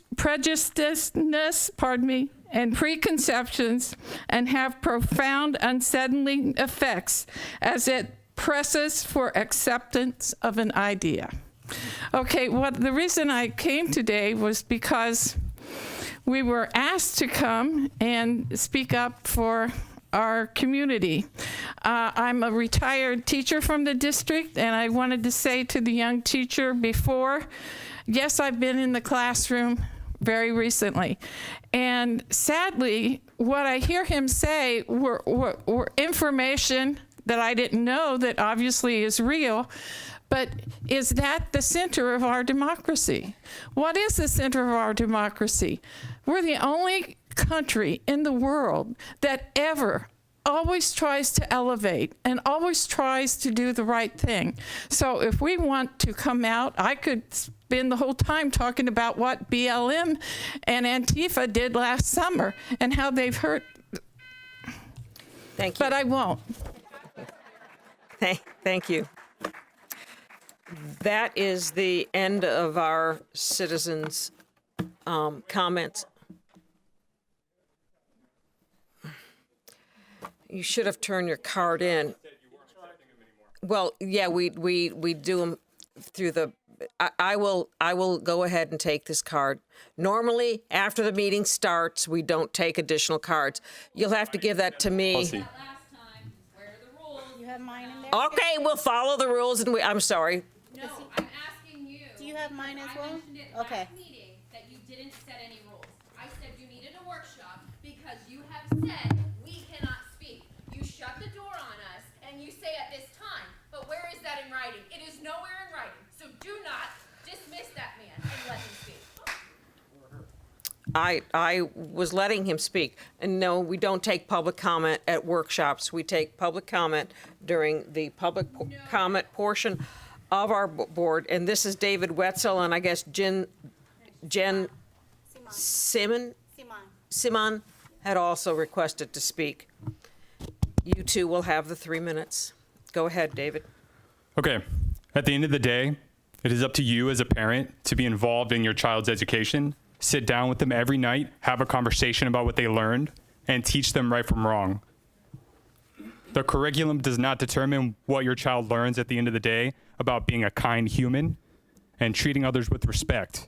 So no matter what they learn from a teacher, it's up to you to not let them be on their iPad, let them play on the computer, because there's far much worse things that they can learn on YouTube than critical race theory in the classroom. Now, I'm not saying whether I'm for or against it. That's not why I'm here. They know why I'm here. Let me read a couple quotes from my daughter's yearbook from this last year. So this is Tatum Ridge Elementary. They let the kids do quotes. And it's about the masks. Here's one student. It's made it hard to see everyone's face. Here's another student. Wearing a mask has been distracting because I'm not used to going to school and wearing a mask. Now I have to wear one, and I have a hard time breathing through it. Here's one more. And there's 2 pages of quotes from the students. Being masked up this year has changed how I feel around people, and I feel much more cautious. It's elementary school students. So let's talk about a fact, right? Not feelings, facts. RSV is on the rise because we masked children. So RSV is a virus that attacks children. It for vulnerable children, mainly under 1 year old, and for older adults, it can cause serious illness and death. And because we masked the children and masked everybody, now it's on the rise when we unmask everyone. So we kind of suppressed that. So basically, at the end of the day, I was under the impression you guys were going to vote today to make the masks optional. But headlines are what divide us. Headlines, The news and the media, they put these headlines out and they want us divided, but united we stand, right? We have to come together. We can't fight each other on stupid things, and not all the things that were said here tonight are stupid, but to sum it up, be kind to each other. And at the end of the day, as parents, it is up to us to be involved and not wait. Shame on us if we wait until a school board meeting about masks to be involved in our children's education. It's up to you, not you guys. I know I'm kind of yelling at you guys, but with that being said, as from a human to a human, I hope that you guys are not using emotions to make your decisions, but only looking at the facts. I'm not here to attack anyone. We're all human beings. So for Sarasota County, and I kind of lost my way, but a lot of people talked tonight. So Thank you, David. Anyways, yes. Everyone have a wonderful night. You oppose masks, and parents should listen to their kids. Jennifer Simon. Simone, okay. Yes, hi. As a parent of a special needs child, I'm sorry, the microphone, Okay. there you go. As a parent of a special needs child, my child cannot come home and tell me how his day went. Therefore, I rely on the communication from his teachers and support staff daily to learn about his daily function. Rarely is there any information enough for me to go by. Yet without that, I'm helpless, performing duties at home with him in order to ensure his scholastic success. However, the reality is that I only get 1 to 2 hours a year about his progress. Present level, assessment, accommodations, modifications, and goals. Yes, you heard me right, 1 to 2 hours a year. This meeting is unrecorded, sessions with nothing written down and set on a day where they're doing 10 other meetings as the same. At this time, I encountered with reality that my son may not be on the necessary grade level or spending time with his peers. I am verbally informed of the numbers, but not the actual data. I get copies of work, samples that are not even his. Every now and again, they throw in a couple positives, but the reality is the meeting is about my son and his special needs. Due to his condition, he is unable to advocate for himself. So I'm left to advocate for him as his guardian, as his caretaker. Oftentimes, things said in these meetings are not placed in the documents, presented at the end without any criteria or benchmark. It is impossible to reference back. When I reviewed some of these things, I'm just baffled. But there is no follow-through. These meetings are vital to supporting my son's educational journey, and they are severely lacking. As a parent, I am inundated with so much in a short time frame. It is impossible to process all the information verbally without any reference documenting. There's no accountability. I should be able to have access to review everything presented to me as much as I want, when I want, and how I want.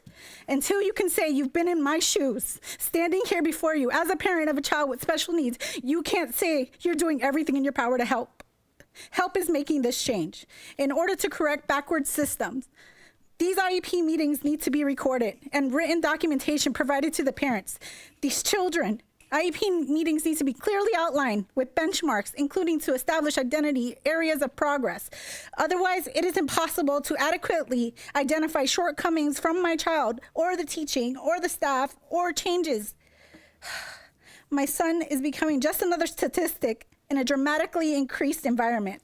Standing here today as a mom and advocate, my son Dylan's voice, I implore this board to do the necessary thing to activate and improve this system to allow a greater accountability and a student's success. Thank you.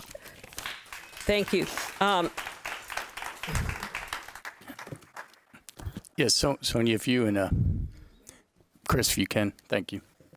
We had one more card that was turned in, Mackenzie Valenza, and then we will be going on to our agenda that includes the mask policy.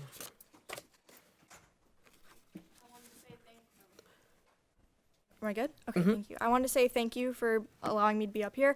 I'm going into 8th grade in Sarasota County Schools, and I want to start out with critical race theory. It's not that we want to make white people the bad person. We want to inform people, and we want to teach the history and the facts. Critical race theory is a major part of our history, and for no reason should it be taken out of teaching. Whether people like it or not, this is our history, and our country was started on a lot of racism from the start. Christopher Columbus is a perfect example. We have a whole holiday to celebrate him. He was taking land, and he slaughtered millions of native peoples. If critical race theory was to be taken out of curriculum, we would be teaching children that Christopher Columbus made an agreement with the native people that they would move. This is far from the truth. When more settlers came to America, they brought slaves with them. It took them over a century to allow black people to vote, let alone have any rights. Still to this day, racism against black people occurs. During the Holocaust period, Jews were fleeing Germany and other European countries, and they were denied sanctuary in America. These examples are but a few, but very important representations of critical race theory and why it needs to be taught in schools and why it shouldn't be whitewashed for others' comfort. Please take into consideration that we learn from our mistakes and that taking this out of education would hinder our future and our country's future. I'm learning the facts in school, and thank you. Thank you. Please, we ask for no applause. Now we're all done with those.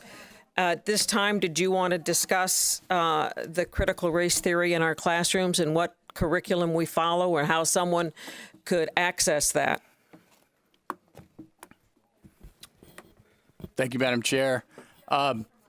Please, we listened to you. Now we're giving you a response. Thank you, Madam Chair. I appreciate that. I do want to say thank you to all of our speakers. I know that everyone's passionate about your topic and what you're discussing, and we do appreciate that passion. We do appreciate the fact that you care so very much about our school district and our students and your student and our teachers and everyone associated with the school district. We want our school district to be the best in Florida, the best in the nation. I can tell you that we have amazing teachers. We have 2,700 fantastic, amazing, wonderful teachers who do a great job every single day. And I also want to say that our school district is second to none. We have a fantastic school district, a wonderful district. Our scores are good. Our students are learning. Our arts are tremendous. We are a well-rounded school district. It's very, very good. And it's because of our teachers. It's because of our community. It's because of you. Our school board cares deeply about our school district. Our school board cares deeply about our students and our teachers and all of our employees. I want you to know that our school board has never had a conversation about CRT. They've never advocated for CRT. We, as far as I know, and I know there's a gentleman out there that said, you know, there's a lot of classrooms. We have 2,700 teachers, and how do you know what's going on in every classroom? And you're correct. When that door shuts and the teacher's in there with the student, do I know? No, I can't be in everybody's classroom at the same time. But from what I understand, we do not teach that. We teach the Florida standards. We teach the Florida standards. Now, when there are situations that arise, when it's brought to our attention, or a principal brings it to our attention, or a student or a parent or anybody brings it to our attention, we look into that situation and we solve that. At the beginning of the year, as you know, there were a couple of situations, including Brain Pop, that we heard about and solved the very next day. As soon as we heard about it, we solved it, blocked it. Couldn't get into those particular videos that were causing the issues. We've heard of teachers possibly talking about or assigning a certain assignments that were controversial. We looked into that. We talked to the teachers. We found out what they're doing in class. We talked to students. And we make corrections when we need to. In that rare case that happens, we make that correction. Today, I know I heard some folks talking about 3 teachers who on Facebook said they were going to break the law and so forth. First of all, I want you to know one of those teachers, a Manatee County teacher. Another teacher is retired, doesn't work for us any longer, retired a couple of years ago, I believe. And one teacher that does work for us. And I found out today, it was brought to my attention, our administrative team knows, and we are going to look into that and handle that, just as we have other situations throughout the year. So what I want you to know is we don't have a blind eye to different situations. And it's not just CRT. I mean, there's a lot of different issues that could pop up with our employees in a school system of over 5,000 people. And when we find out about it, we look into it, we investigate it, and we handle it. And I want you to know again that the school board, these people up here, do not advocate for CRT. They're not pushing it down anybody's throats. They're not even talking about it in any of our meetings. This is, if CRT is a problem, it's my problem, because I'm the superintendent and I manage the school system and what happens in the school system. So if it's any problem, it's my problem. And I want you to know that every single day we are working on all the issues that happen in our large school district. So just know that, and know that we're all trying to do the right thing and we're all trying to work together in that sense. The other thing I want to say is, you know, we certainly are looking at different items like the achievement gap. We are. And what is the achievement gap? The achievement gap has 5 different areas that the federal government talks to us about and that our state government talks to us about, and that we need to do something about those gaps. And what are those gaps? The gap is between those who are poor versus not poor. That's a gap that we look at. There's a gap that has to do with students with disabilities versus students without disabilities, that proficiency gap. There's a gap of white students to black students, and a gap from white students to Hispanic students. And then also ESOL versus non-ESOL. Now, why the federal government chose those 5 targeted groups, I don't know. Why our state picks those 5 targeted groups, I don't know. But we are all tasked with doing something about that and closing that achievement gap. And you've heard me say this before. I believe it begins in pre-K or before. And our students who are born to 3 years old, they need to have a very high vocabulary, if possible, coming into pre-K. That seems to be the difference. Once you close that gap, our students elevate in their proficiency, it looks like, according to our graphs over the last 5 years, at the same rate. So for instance, white and black, the gap might be there, but the proficiency rate increases very high, above the state average. We're way above the state average because we're number 2 in the state, okay? But the gap is still there. So when you look at black and white and the gap stays, but we are improving students' proficiency. Our teachers are doing a great job improving proficiency. The gap's just not changing. So how do you do that? I think you close the gap at the very beginning, so when they are increasing in proficiency, the gap stays closed, okay? But in order to close that gap that's already there with students who have been in our district for a long time, they're not in pre-K anymore, they're in 3rd grade and above, and they're continuing, how do you close that gap? And when you look at, for instance, black and white, and so we say, well, we're not going to talk about race. And I agree, let's not talk about race, okay? However, the gap is about race. The gap is between white and black, and how are you going to close that gap? So that means we have to know a lot about the different targeted groups. These 5 different targeted groups, whether black, students with disabilities, ESOL, we as educators need to know something about those targeted groups and what makes them tick, what they need, so that we can try our best to move that proficiency very quickly to close that gap. And so that's what we're trying to do every single day, and there's no magic bullet. There's no magic silver bullet out there. And you try your very best to do what's right and move all students, which we're doing. But when you look at those targeted groups, what is it about that targeted group that you need to look at, that we need to work on so that they can improve? And so, yes, so you look at other things like family, like the positive relationships between students and teachers, belonging in the classroom, positive relationships among students, which, and I know I heard it today, which was the first time I heard it, that SEL is part of CRT, but social emotional learning, part of that is to help us learn more about the students and their background and their environment and their family so that we can help them and then help them have great relations with other students. Because until you do that, you can't even start teaching them how to read. And so we need to look at both of those things. And so it's very complicated. It is very complicated. And you trying to do the best we can for all of our kids. And part of that is to find out where they're at, what they know, and how can we improve it.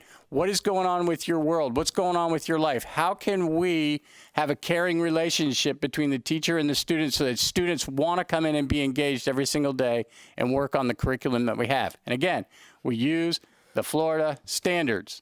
If there's anything else going on out there, like I've said many, many times, in a rare case, please let me know. I'm responsible for that. I will do something about that. We have done that. And so I don't want us to make something out of nothing. I want us to know what is going on so that we can fix it or work through it and work together. And that's going to be our mantra next year, working together as one for the success of all. And we need to do that. As far as masks are concerned, you'll see in the consent agenda, the policy for masks is optional. And I know that's coming up for a vote here in just a few minutes, but we'll see where that goes. But I think we're going to have optional masks going into next year. Another person brought up a good point. We need to be transparent about our curriculum. Couldn't agree more. Couldn't agree more. And there's something that I think we call year at a glance. And I think every single course should be listed by 9 weeks or even weekly in each 9 weeks about what different courses and different grade levels teach at that particular time during the year. And then next to that, have links to all of our materials and our resources. We are talking about that. We are working on that. But please let me tell you, that takes a while. We have a lot of work to do every single day with what's going on. And then this is something extra that we spend evenings working on. We're trying to get it done. And when we get it done, it'll be out on the webpage, okay? And everybody will be able to go in and see it. And if you see something that you don't agree with, you can certainly give us a call or email so that we can understand that. But we're working on that. It's going to take a little bit of time. So with that, I will close my conversation. And again, I thank you all for being here tonight. At this time, I would like to go to our consent agenda, and I will have comments after the consent agenda vote to discuss the mask policy, if anybody would like to do that. And then we have 2 items of new business. One is the equity report. The other is the superintendent evaluation. And after that, we have board member comments, at which time they can respond to any of the speakers that spoke at the meeting today. Madam Chair, my comment is to the consent agenda. Ms. Ziegler? Thank you. I know Dr. Asplund and I spoke about this, and there were 3 items, 14, 26, and 28, of which the information provided, the supporting documentation was given to us earlier today, and then the procedures I got after the meeting commenced. So my request, and I haven't had a chance to look at it, and it really is our procedures as it pertains to parental consent for any mental health services. And I know that our staff has worked on it, and we have a process, but I just haven't been able to do my proper due diligence, and the board hasn't received it. My request is that we pull those items and move them to the board meeting on the 27th, just to afford us the ample time to review it, since I know also is addressed here publicly. I know that staff sent it, but again, it was after this meeting commenced, and I just want to make sure that we do our proper review. Which numbers again? Item 14, 26, and 28.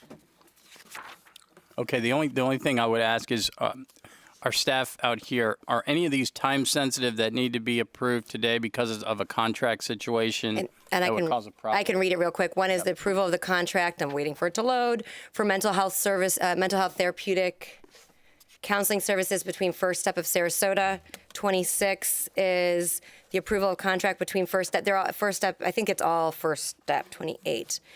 So, and then the 27th. So that, I don't know if there was a time sensitive, but that was just about the procedures of how they get the referral and what the time frame is for the consent.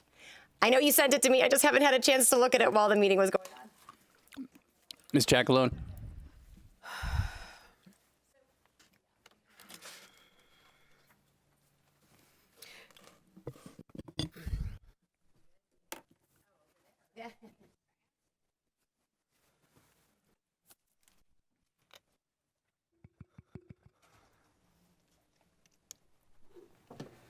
Go ahead. He told me to wait. Oh, it's on. Yay. Okay, very good. Okay, 14 is the approval for the contract between the district and First Step of Sarasota. Part of our mental health allocation plan requires us to have comprehensive school-based mental health services. And if this is not, we cannot move forward with hiring 7 new therapists unless this is approved. So in order to have therapists in schools at the start of the school year, we need to have this item approved so First Step can move forward with the hiring process. They need to be able to post the positions and hire staff. And what was the other 2 numbers? 26 and 28. 26. Okay, let me see what 26 was. When did the information get posted? The backup documentation? We got it today, and then we got the procedures at 3:03. And it was something I brought forward at 2 meetings ago to receive. And it was just to understand what the parental consent, not our policy, but the internal process for our staff to understand, so that because I knew we had the paperwork, but it was to understand, because it's been requested also. One, I'm personally curious, but I know members of the community have asked. So to ensure we were doing our due diligence, that there is a written procedure. We do have it, but given the important factor of it, I just haven't, and given all the comment today, I got it at 3:03. We all have it at 3:03. So I just have not had the opportunity to review it, and that's why I wanted to move it to the 27th, just to ensure we're doing our proper due diligence. That process was not part of the contract, but I understand why you would need to make sure that you see that process for parental permission. And so it was a sort of an addendum that I sent out earlier today, but it's out there. And if it's something that we need to move to another, I just want to make sure that there's not a time problem with the contract. Yeah, they will not be able to hire staff Yeah. until the contract's approved, which would mean that we may or may not have staff available when the students return.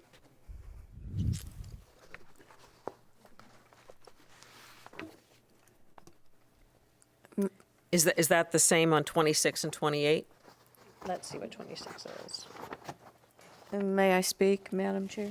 I don't think we're done with Bridget's answer yet. Other opinion, please. I mean, I just want to make sure if I'm looking. The 26 is for the approval of the SAP specialist, and Dawn, you can share information about that one. Hello, and it's actually the same exact process that we would have, because what this would require is for them to have their staffed, but also to get through our security procedures, to make sure that we do have people in our school settings at the start of the school year who have been vetted and cleared. So, Ms. Jackalone, so then if we waited till the next board meeting, which is the 27th of July, then what you're saying is that we wouldn't necessarily have those therapists hired in time for the beginning of school, but it would be sometime probably in August, hopefully, that you'd be able to hire those folks. Is that correct? The hiring process goes through First Step, so as soon as, the contract was approved and they received funds, they could start posting for those positions and begin the hiring process, yes. We don't have a meeting scheduled for the 27th except for the budget discussion. We do. We do have a meeting?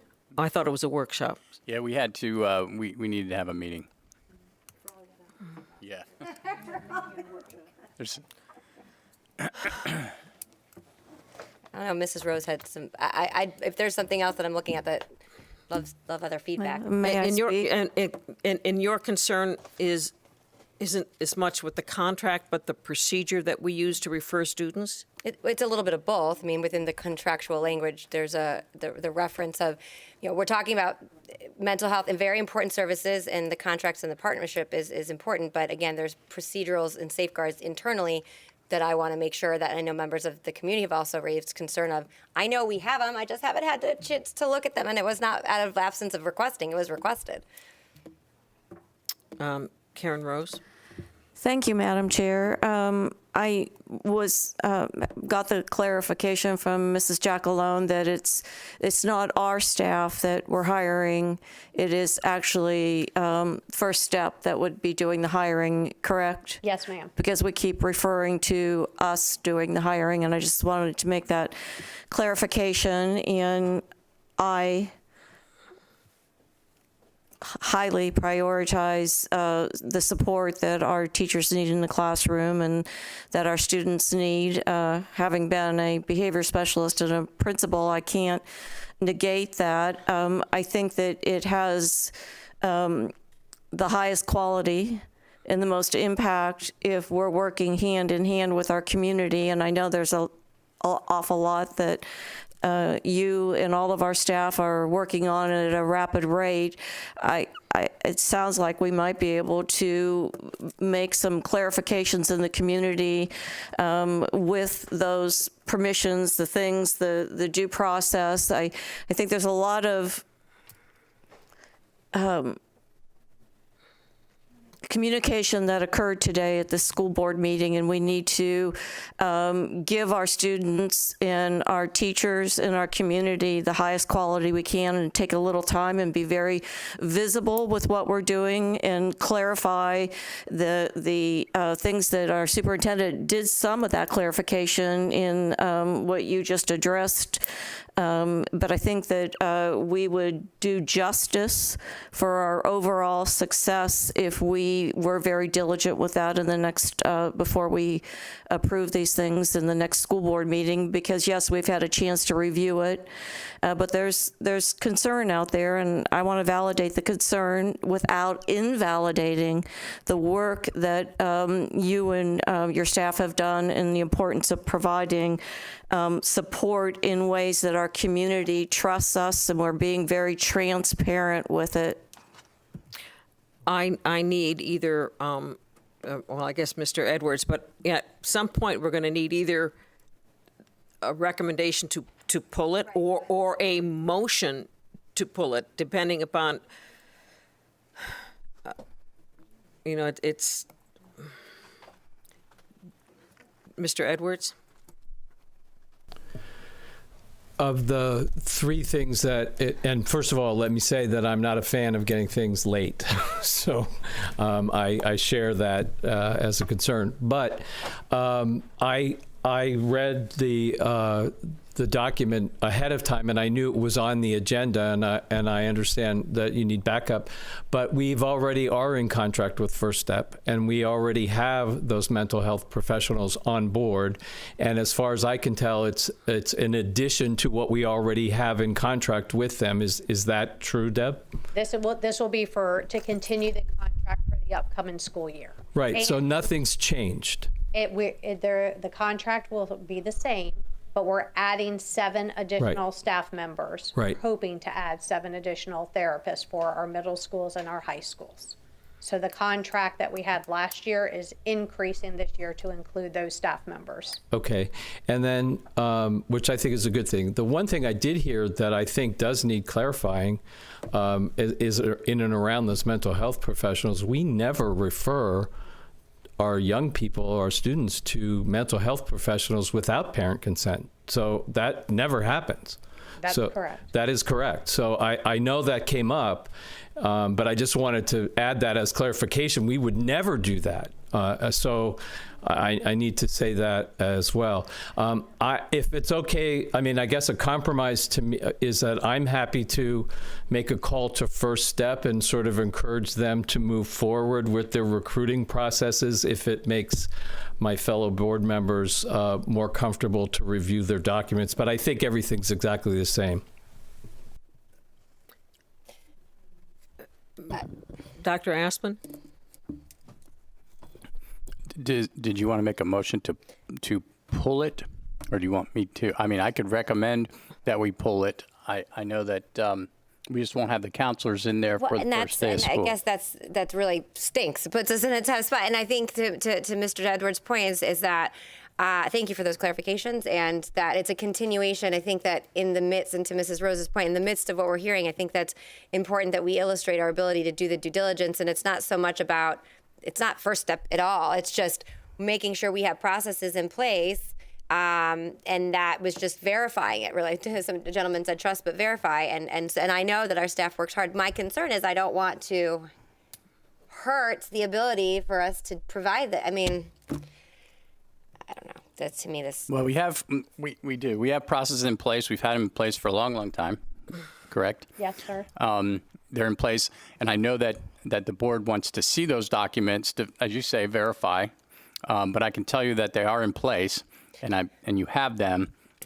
And the reason actually this came up is there have been reports after the fact of, incidents taking place without, prior to a parent being notified, kind of in the midst of it. And I recognize there's a reality of implementation when a scenario takes place. I mean, I, again, haven't read through it, really quickly looked at it. So I understand there's a reality of when something takes place, there's going to be obviously engagement with the student. Right. And it's kind of understanding that process of when they come in, because there are concerns about it and people have raised that. And I just want to make sure that we are clear when we're approving or continuing any relationship, but I also don't want to hurt any kind of ability for us to provide supportive services, assuming it's, Ms. Rose?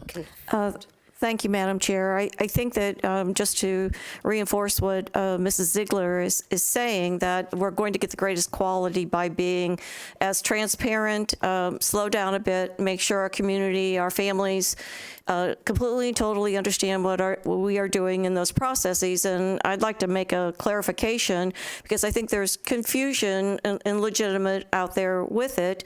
When we speak of mental health workers, who are we talking about? Is that strictly the contracted services? Because in our schools, our guidance counselors and our behavior specialists and our exceptional student education liaisons all do interact with our students and our families without going through a signature due process. So I think that we need to just take a step and take some time. We have quality services and quality staff working hard. And again, there's been a lot of communication, and the best thing we could do now is build trust and distinguish what it is that we're doing, because I don't want, school to start and a guidance counselor to be doing some high quality work, or a behavior specialist or a homeschool liaison with a student.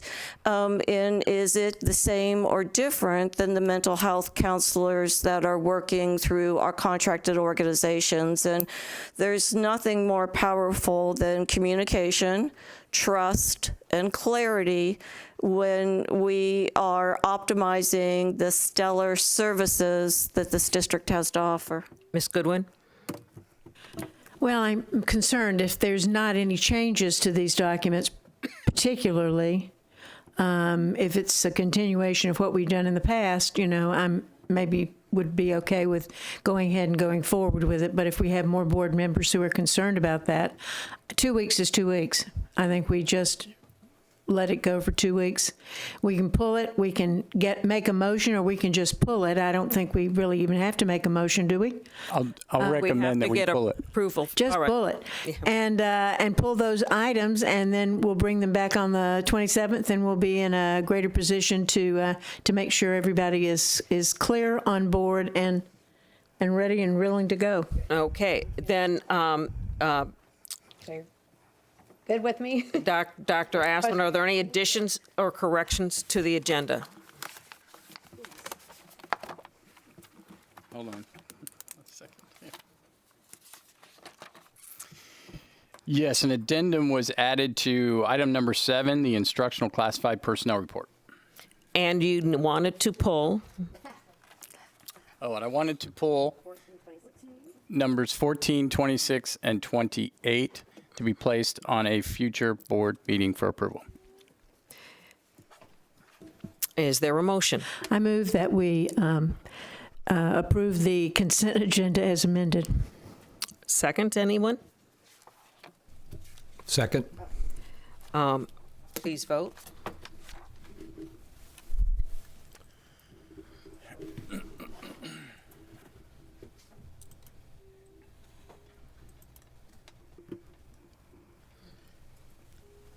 And the motion passes 5-0 because the last item on the consent agenda was the mask policy that says it will be optional, but it also makes clear that somebody is not to be harassed if they are wearing or not wearing a mask. There's nothing about vaccines in it. It just talks about the mask policy being optional for next year. Did anyone else have any other comments? Moving on to the new business. Oh, Jane, I'm sorry. I thought it was still from last time. Well, there was a wonderful newspaper reporter that wrote an article today in the newspaper and talked about masks. I am without a mask for the first time in many, many months, happily up here.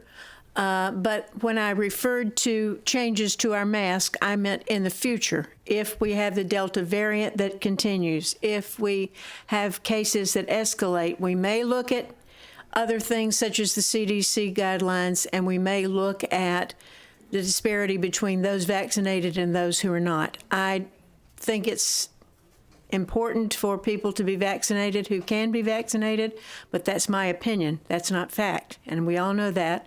And that's what I was referring to. And I would just say that we do have to look at this. We do have cases escalating in Florida again.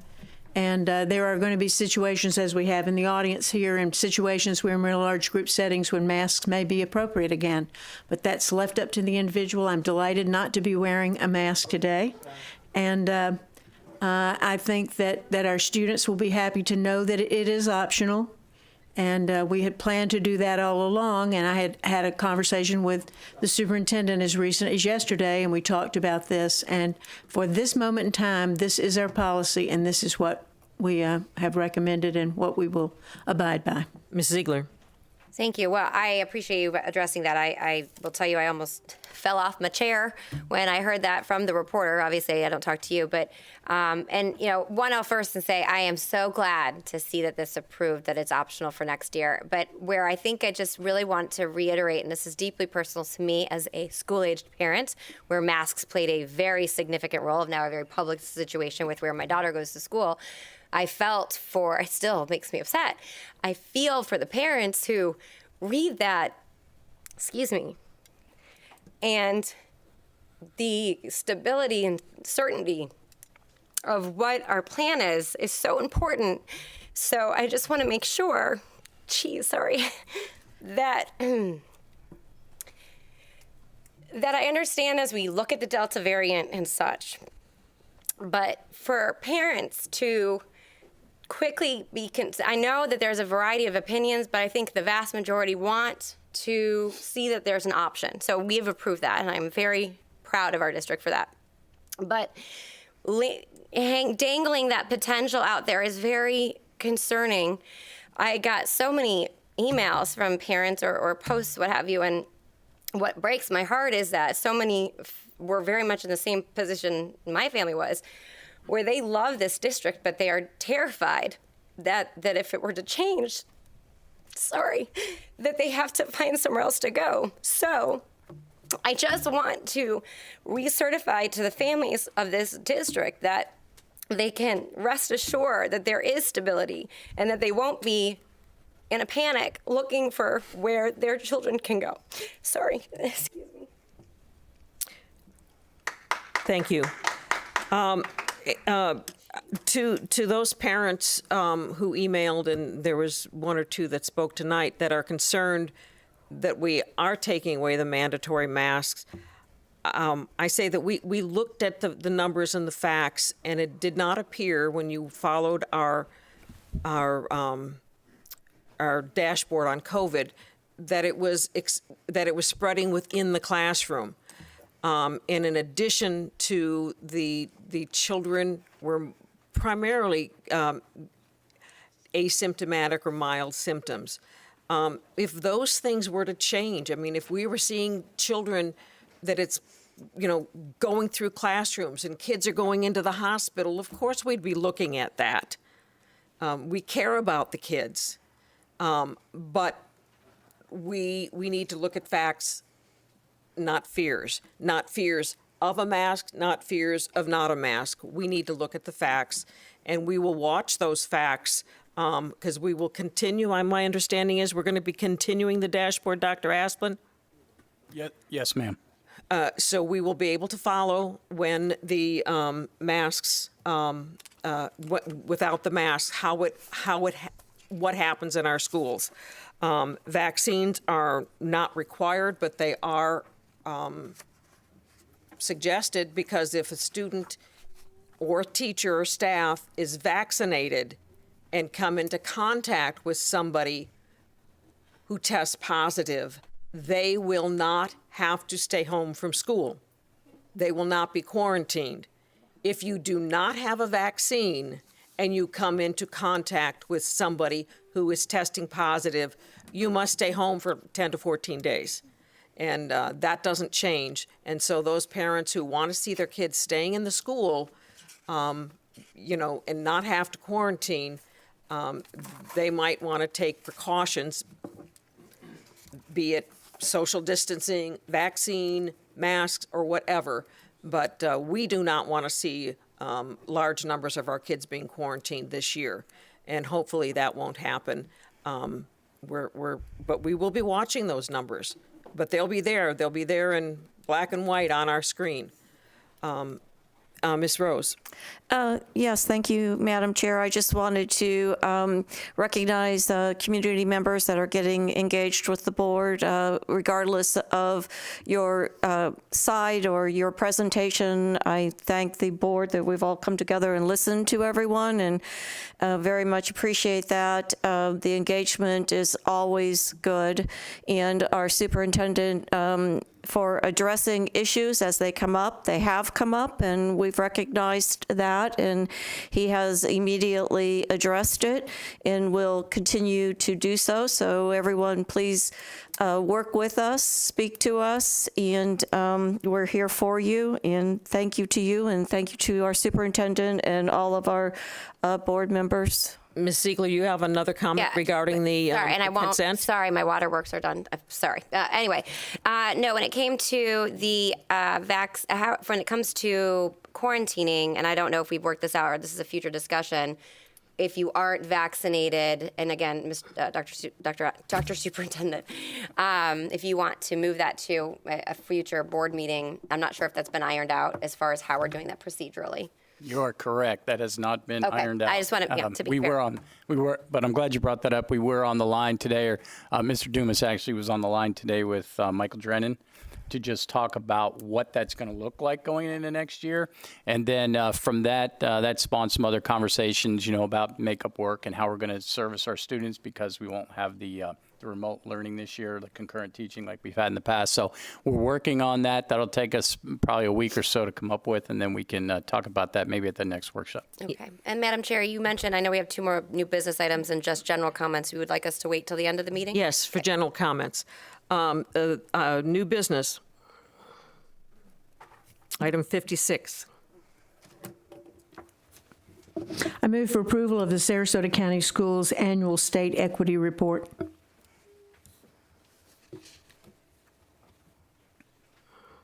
Is there a second?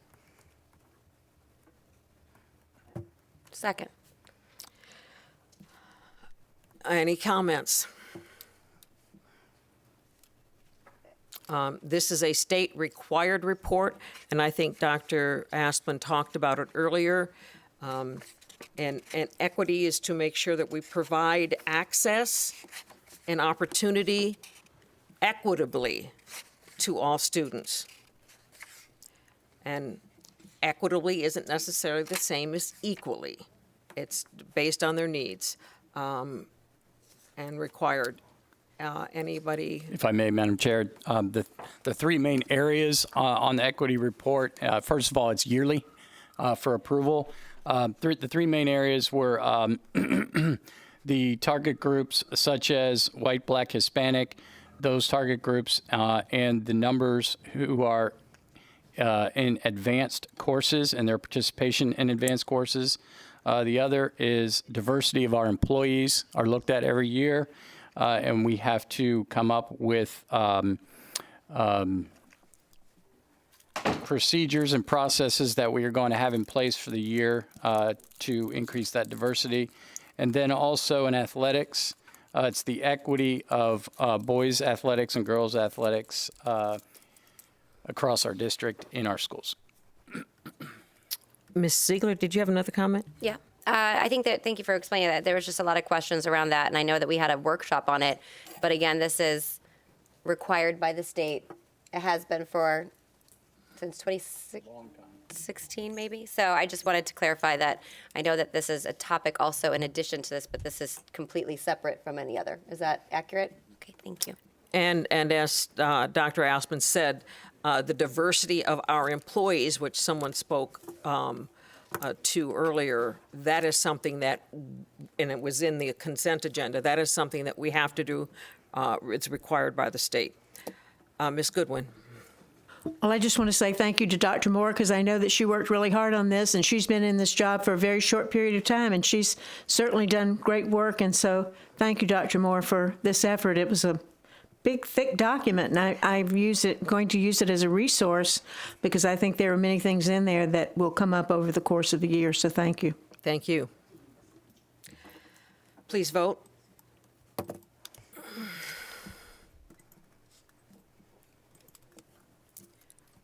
And the equity report passes 5-0.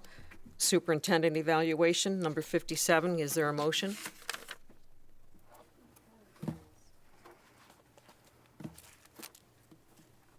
Madam Chair, how do you want to do this? This is a little different than Well, before. somebody says, I move that we rate him, highly effective, or... I move to recommend that the superintendent's employment contract and evaluation for the year 2020 and 2021 be approved with an evaluation score of highly effective. Second. Any comments? Ms. Goodwin. Well, I want to just say several things to Dr. Asplin. I think he's doing a wonderful job. But more importantly, I do trust him, and I think he is developing that trust that we as board members look for, and what we really needed over this year with such a disastrous situation in the pandemic. He came in August, and I was saying, oh, please come quickly and help us with what we're going to do. And as you know, we delayed starting school until the end of August, and then started school and had no protocol for testing. I will never, ever get that and get my head wrapped around that. I mean, any baseball, football team, or any entity that was going back always had a possibility of testing, random testing, but we didn't. And I just think that we all handled that very beautifully. The cabinet worked really well. And I just think that, I'm just thankful that we have him as a superintendent. The things that I would say he does well are many. The things that I think I would like to see us do next year is I would like for us to do our evaluation in the fall. We've talked about that before, when we have all of the numbers in from the state and know what our achievement is from our students. We don't have that this time of year. A lot of school boards have moved that into the fall. I think the other thing is recruitment, retention, or HR as I called it. That's in its infancy. We really kind of started in that area later, and I know that with the leadership of Dr. Foster and others, that whole area will be transitioned in a very positive way. And the other thing is the proactive leadership. Proactive leadership is not for want of doing proactively, but it's been being hit in the head with a baseball bat for reaction to almost everything in the district. But he's learned the community. He has been involved with many organizations in the community, with the schools, doing the videos from all of the schools, which I think was brilliant and has been very well received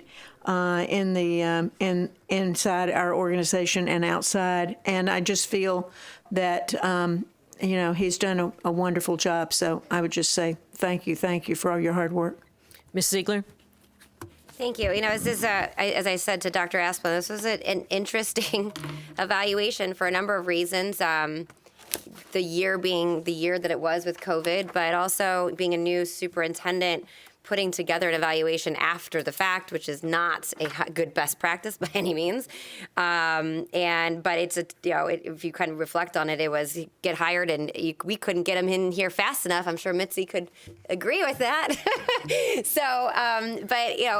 If you really reflect, I mean, this has been an incredible year and one of which I hope we don't ever have to repeat. But and so when you look at it totality wise, I went through and I think I take evaluations very seriously, and it's not a negative when there's when something's effective because there's an opportunity for growth. And so I think I was, as I said to him, a little more lax in some areas because of just the scenario, what I just said, but I really did go through it and say, the relationship with the board, I have to tell you that I think you spent a lot of time really focused and being communicative with us to the point where I think many of us more seasoned board members have said, wow, thank you for all the communication. And I think that's to be applauded. So, going through this whole process of reviewing what's transpired over the year, yes, there's been some challenges. You're a superintendent at a time where, as we can see, there are some very, for lack of a better term, divisive topics that are very, very challenged to overcome, and you have a responsibility for the entire organization.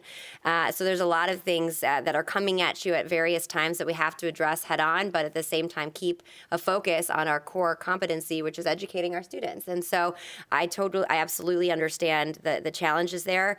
Even if you go to some of my areas of focus, culture and climate, I would say that was kind of, I was on the fence, but I think you've made incredible strides to really focus on that.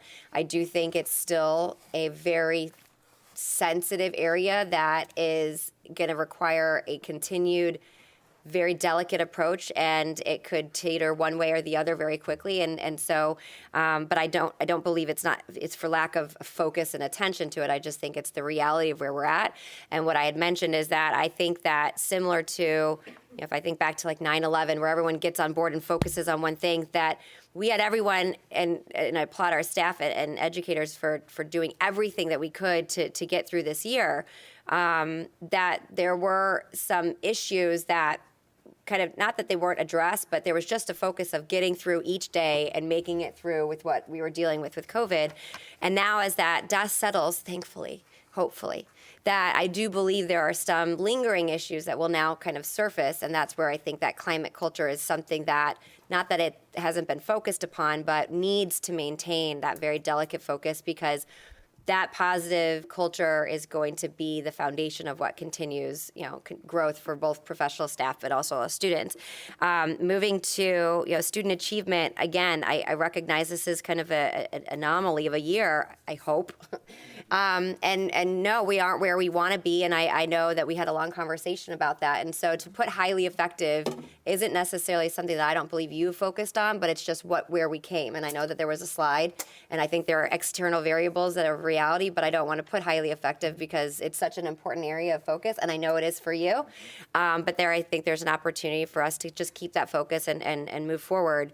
And then same with recruitment and retention, as Mrs. Goodwin just said, it's the same thing where it's one of my main priorities. I know we talked about it when you were hired. I know that's your background, that's an area you focus on, but HR is just now starting to get going. And so, again, those were the ones where I grappled as far as highly effective. And so I don't think there's anything that I fairly could say needs improvement, because I think you've put your all in. I think there are areas of improvement, but it's not for lack of attention. And again, the proactive leadership, I think you've handled some incredibly challenging things this year that I don't know that many superintendents, I mean, I'm sure all the superintendents this year, but you came in as a new superintendent and to a place where I felt that there was still some division and some healing needing to be done. So overall, I have to say, I think I'm very pleased. I think the community continues to be pleased. I think is a real importance, and I know it was mentioned today, but maintaining the integrity and your credibility of being honest and forthcoming is going to be critical to continue to move us forward and maintain that trust, and continue to build a positive climate and culture. But I thank you for all the work you've done, and I look forward to more positive years. Thank you. Mr. Edwards? Thank you. So I'm going to be brief. I've had evaluation conversations with you from day one, and we've had them in just about every single meeting that we've had. So I'm not a particular fan of a wrap-up evaluation. I'm more of a continuous improvement kind of guy, that when things aren't going right, we have to talk about it now and see if we can make a quick left-hand turn. So I think you know how I feel about all of the ups and downs and the twists and turns that we've taken. I addressed a cover letter that is pretty much says what I feel about the entire year. You came from the other side of the state, knew no one, dropped in the middle of COVID all day, all the time, and you've reacted like a true leader, and you have done 100% of what anyone could do. So I'm looking forward to working together next year where we can be more proactive. And I love the fact that correct me if I'm wrong, but I'm looking forward to the evaluation matching the strategic plan. I want to see how all of what you lay out as to what your goals and what your thoughts are about where the district can be, and then we can evaluate that to the test scores of our students and put that into one package. So as far as I'm concerned, you did a bang-up job this year. Thanks for being here. Ms. Rose? Thank you, Madam Chair. I'm not going to repeat some of the accolades that have already been mentioned. I, too, want to thank you for being here and bringing tremendous accomplishments with you and your experience and the success that you've had.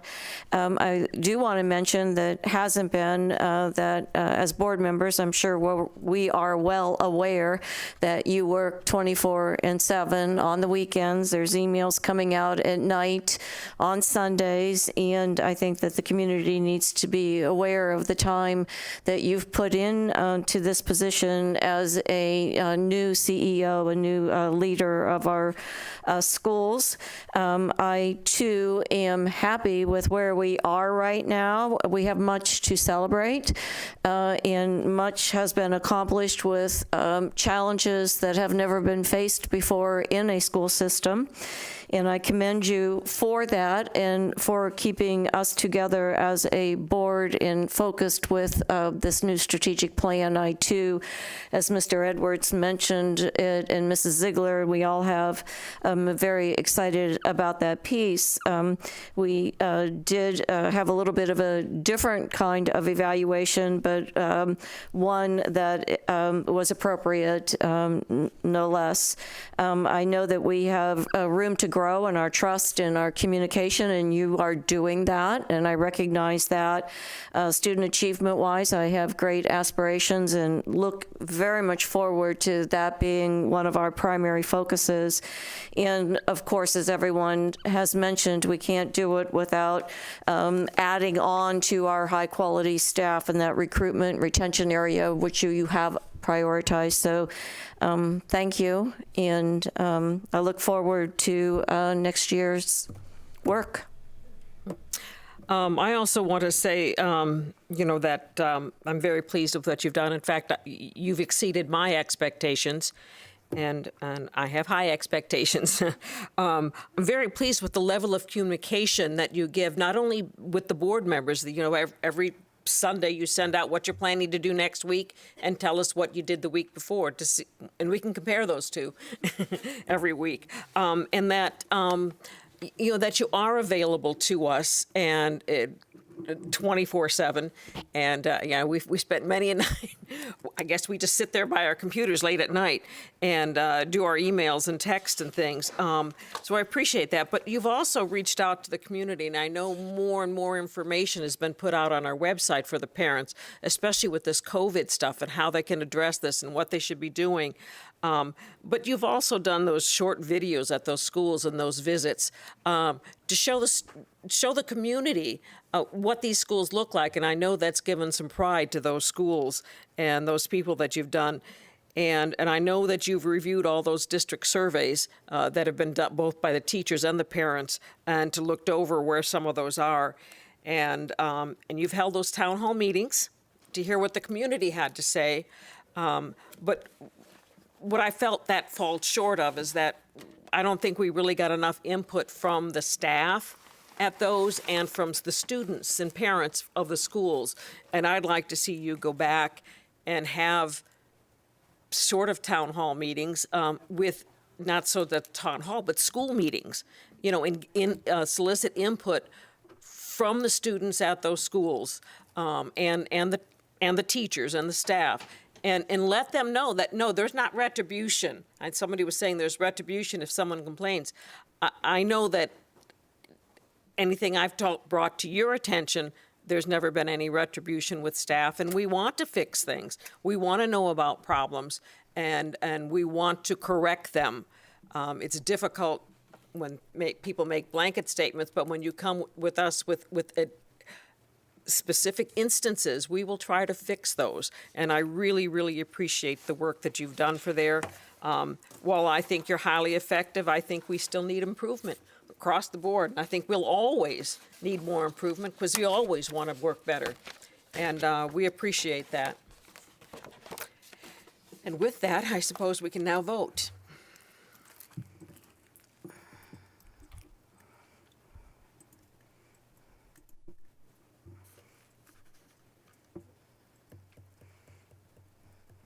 And it is unanimous that Dr. Asplin is highly effective for our district.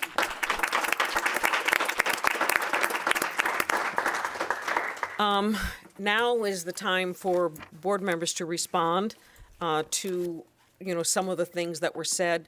I think it's a little ironic that there were people that were accusing us of not listening to them, and then they spoke and then left. Hopefully they can come back and hear what some of the things that we have to say.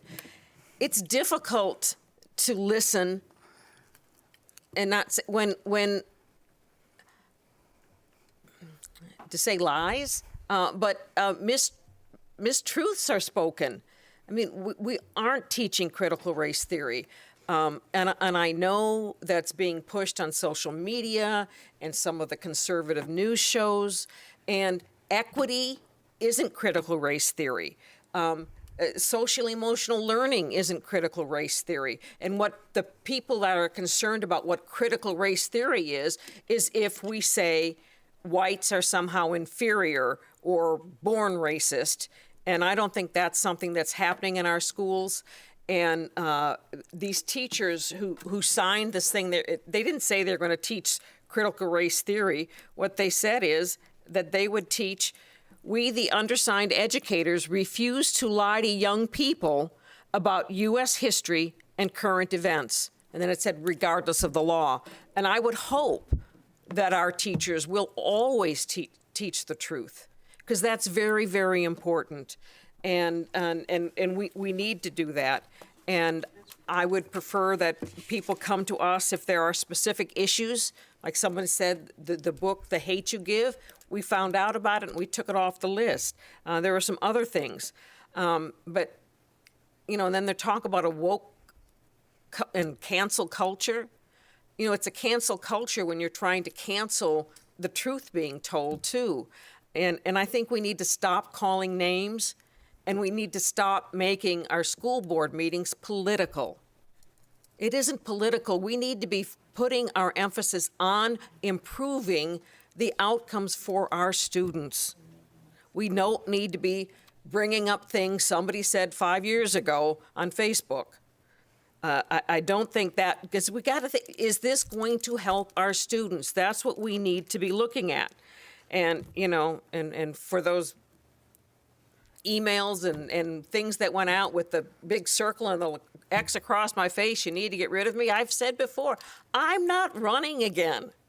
You know, stop the fight. I mean, I said last time when I ran, it was my last race. You know, take the target off of me, it's over. And while I'm here, I'm going to continue to work for what's in the best interest of the students. And I will stand up for any teacher that wants to speak the truth, because that is what they should be speaking, the truth. We can go to the state standards, that's what they teach. You can go out on the website, this DOE, and get them. That's what they teach. And if you have specific instances of something that was taught, and not about just race, because we can still talk about race, what you don't want is white racism. Okay, we understand that. And we'll make sure that those kinds of things are removed if, in fact, they show up. But please don't come with accusations that you've heard on conservative news shows or in social media. Our teachers are there teaching the truth. They had a terrible year last year. They were under tremendous pressure.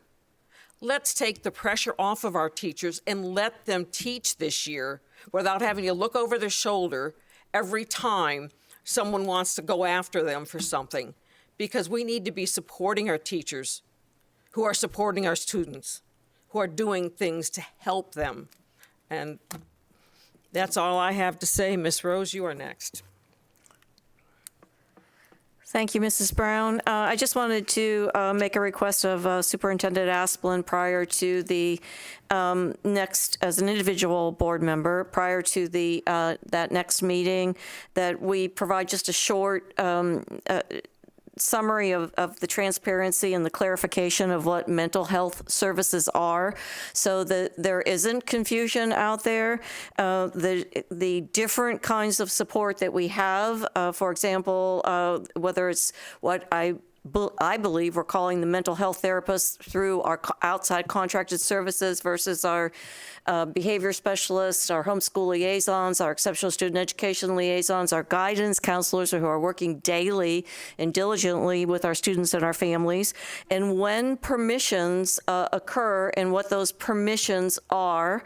And then finally, and I think that we could clear up a lot, we could be very transparent, that was brought up, and very open. If we have a curriculum, what is it? If we have a mental health curriculum, what is it? What is it called? And how can it be accessed? Because it is clearly being connected to things that the community is not comfortable with. And I am an advocate that we provide the supports our students need to be, for each and every student to be able to read early in their career. And I don't want one to get in the way of the other. And I think we're very good at it. We have a tremendous high quality staff. And I think with some very clear-cut, small, not long, we could clear this up rapidly. Ms. Ziegler? I could not agree more with Mrs. Rose's comments. So, and I agree, and I think that's with some of that. So, a couple things. Yes, that's two board members that would request that, because I do believe that there is a lot of, rightfully so, misunderstanding. And I will say that when we talk about some of the, when it's branded as CRT or agenda pushing or whatever you want to call it, there are concerns of which I share. But it's, when I read through things, I think it's important to note that it's not demonizing teachers at all. I don't think teachers are pushing this at all. I don't think they have enough on their plate. The last thing they want to be doing or be social justice warriors or training them. I think where I get frustrated is it's embedded in some of the material, of which educators have been the ones coming to us, me, recently, now that this is coming forward and saying, hey, this is here. This isn't, I may not run with this, and I know most of our educators won't. Some may. This is not out, this is not part of our core. And by the way, that's just recently happened. We told the superintendent told the team, and it was handled very quickly, and now it's been removed from the publisher. So yay, that's a great example. This is not an attack on teachers. And so when I read it in certain articles or certain posts or whatever it is, that this is something that people are trying to attack teachers. No, that's not it. Or that teachers are leaving in droves because of this. No, and every family I talk to loves their teachers. It's very rare that I hear the opposite. So I wanted to clear that piece up. But I think it is really important when we talk about transparency and authenticity and credibility is, I don't know, critical race theory, CRT, is not something the board has discussed. It's not something we've adopted. But there are elements, and you and I have had this conversation a number of times, and I think it's very important to be transparent and honest about the district doesn't put it in there to and promote it, but it is, in fact, as we have noted, there have been a variety of circumstances of where this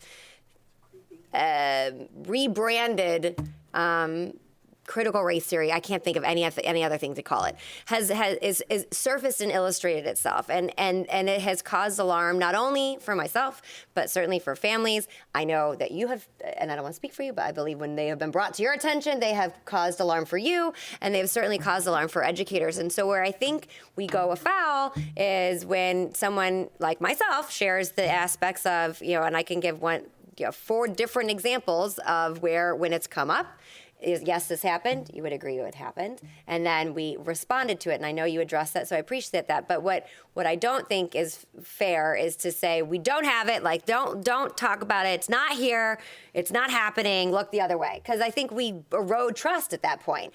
I think if we're confident and say, listen, this is not something, we have enough on our plate. We have very serious items that we need to focus on, whether it be a special ESC, whether it be getting our kiddos to read, whether it be addressing the achievement gap, which, by the way, I think you did a wonderful job highlighting why there are areas that we're trying to look and think outside the box of how to reach various families. But I think, and I understand that from being on this board and seeing that, I unfortunately think there have been outside influences that have exploited that and utilized their agenda to bring in, cultural responsive teaching in the aspect of trying to close the achievement gap. Sounds great, but when you start to really read through it, there is a very clear agenda of where they're starting to separate things by race, and it's not about reaching the children, but it's more, it's concerning. And I think that's starting to surface in social emotional learning. Again, I think that there are opportunities for us to reach children in conjunction and build partnerships with families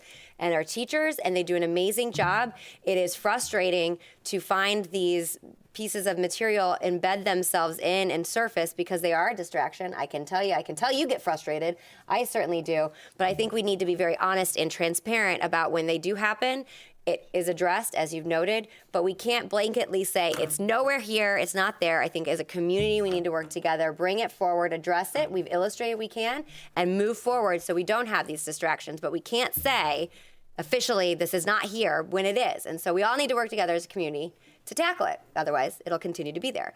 The final piece is I wanted to bring up 2 items that were addressed. Was I know that there was a lot of discussion on exceptional student education. Obviously, I know that's something I have been very concerned with for quite some time now. But I want to make sure that that is addressed. And I keep hearing that we're having a committee for ESC. Can you speak to that? Because I don't know what the details are on that. And then my request would be, well, I guess I should learn a little bit more about what is the committee for ESC? Yeah, the committee, we have a committee of teachers who we've met with 2 times now to get an idea of what their concerns are and how we can help them move forward. And so that's really what we're working on with them. Okay, so we don't have a community committee right now. There's not a community committee for ESC at this point in time, no. Okay, are we looking at something like that? I believe so. Yes. I know, Sonia, we had talked about that today. Do you want to talk about that for a second, Sonia, if you could?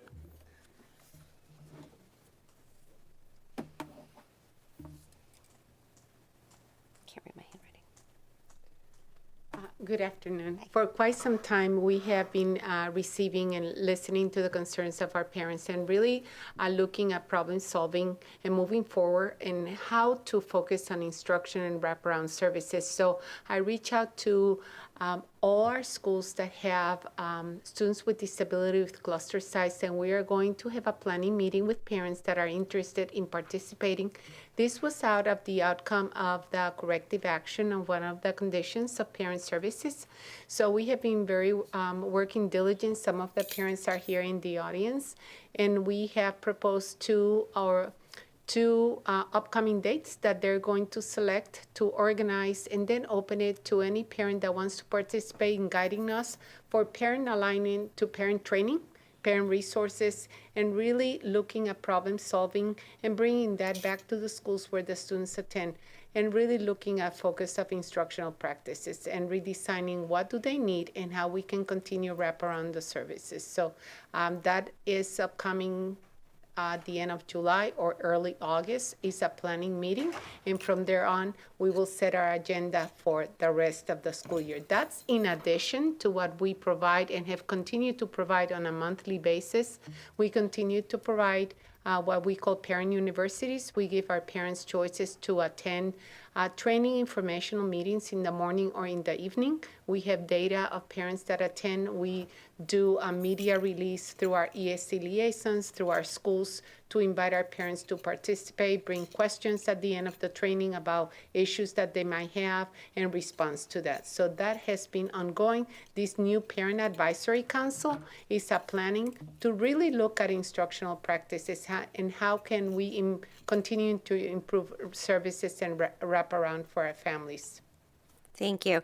The only thing, and I think that Dr. Asplund, there may have been an email that came out today, I think, about that in our upcoming workshop, we're going to have an update on the ESC.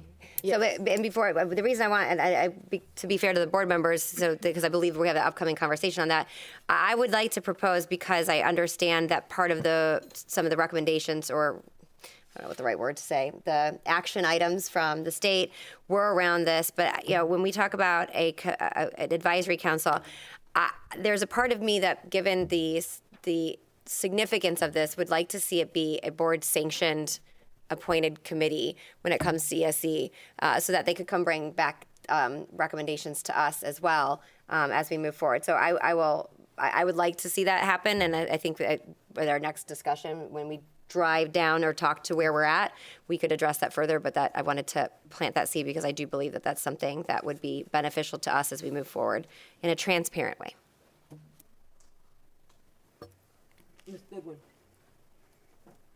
Well, I just want to thank everybody that came out today, because we had a large group here, and our students, particularly those sitting in the front row, good job, great job. You certainly have a gift of oration, so you better be on a debate team in high school, I think. But I just want to, thank those that came out today, because we need to know these things, and it's always good to see both sides. One thing I want to mention is that there was a reference made to back in 2010. It was that long ago that, the history book was questioned, and some of the women that were here that left, unfortunately, already, were here to protest the history book that we were using. And I was not on the board at that time. I was in the audience, sitting between the pros and the cons, people that were for the textbook and against the textbook. But it was interesting to see that not one parent or student was against the textbook that we were using. And of course, we are doing many, many things now to vet our textbook use and to make sure that it's openly available to anyone who wants to review it or to see just what we're doing. We just adopted a new book, and so it's a very interesting time, and I think we've come a long way since 2010. But that was a long time ago, wasn't it? I think may have even been elected, but didn't go on the board until November of 2010. So our Shirley was the only one on the board at that time. But I just make that up for clarifications. But I just want to say again that I'm not going to get into an argument with somebody on Facebook. That's not the way I do things. That's not the way I think professionally I want to react. If anybody wants to get in touch with me, they can talk to Kathy Tompkins, and she'll be glad to give me their number or give them my number, and I'll call them and talk to them about anything that they'd like. I really prefer that one-on-one communications. But I think that meetings like this do flesh out some things. We are certainly looking forward to having our strategic plan, and we're certainly looking forward to moving forward with our referendum and making sure that we pass that next spring. And we want all these people to understand where we are and what we're doing. And we are transparent, and really there's nothing that we have or we are involved in that we don't want anybody to know about. So I would just say it's been a good meeting, and that's it for me. I was chair of the board at the time of that discussion about that book. And I was listening. I was listening, and I was taking notes. And I don't know, maybe they thought when I'm taking notes, I'm not listening. But listening and agreeing are two different things. We had two different sides there. I mean, and I listened, but I didn't agree with everybody that spoke. I mean, and then there was a vote on whether to keep the book or throw it out, I think. I don't know what it was. But I listened. I'll listen. I don't have to agree, but I'll listen. Mr. Edwards. So 2 quick things. I know that there was some talk about comments that I made on Facebook about 5 years ago. And I'll say it again. I regret them, and they were a mistake. But I also share Christian values with many of the people in this room. And one of the lessons that I learned is that he who is without sin. So I say that. But now I will tell you that I use it as a teaching moment for our young people. Because guess what? When you're angry and you don't like what happened and your president didn't get elected and you put something up on Facebook, it comes back to haunt you. So I hope our young people learn from my mistake. And from a continuous improvement program, I self-regulated myself before I moved to Florida. I said, I'm only adding anger and more fuel to this public discourse, which is completely divided. And so when I get to Florida, instead of complaining about it, I'm going to do something about it. And guess what? I ran for office and I got elected. So when you're unhappy, you can do something about it. And so I'm pretty proud of that, quite honestly. And so I'm here. And if you, and one more thing about what happened in the last meeting with Mrs. Ziegler. I wasn't complaining about her right to speak out. What I was complaining about was that she had insinuated that we were she didn't do it on purpose, I'm sure, but that we were teaching it. And all of this came up again 2 weeks later. Everybody shows up because they thought we were teaching it. And they're angry. And I understand that. And my real comment to Mrs. Ziegler was, I feel bad about that because as a board, we were getting along so well. I think we've only had 3 votes that weren't 5-all. I think there were only 3. And one of them was a optional mask policy, and I voted for it. So, I mean, that when you get right down to it, you're gonna have to look at my record and my how I comport myself as a professional school board member. And lastly, I would be remiss if I didn't point out that Dr. Kingsley is not with us today because she retired.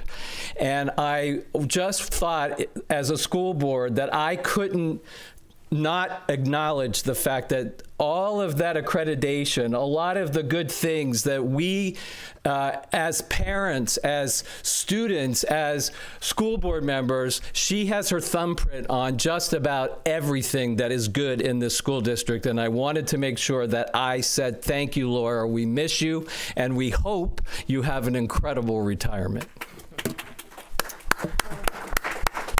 I got an invitation to something for Girls Incorporated. I believe it's in September, where they're honoring her for her work.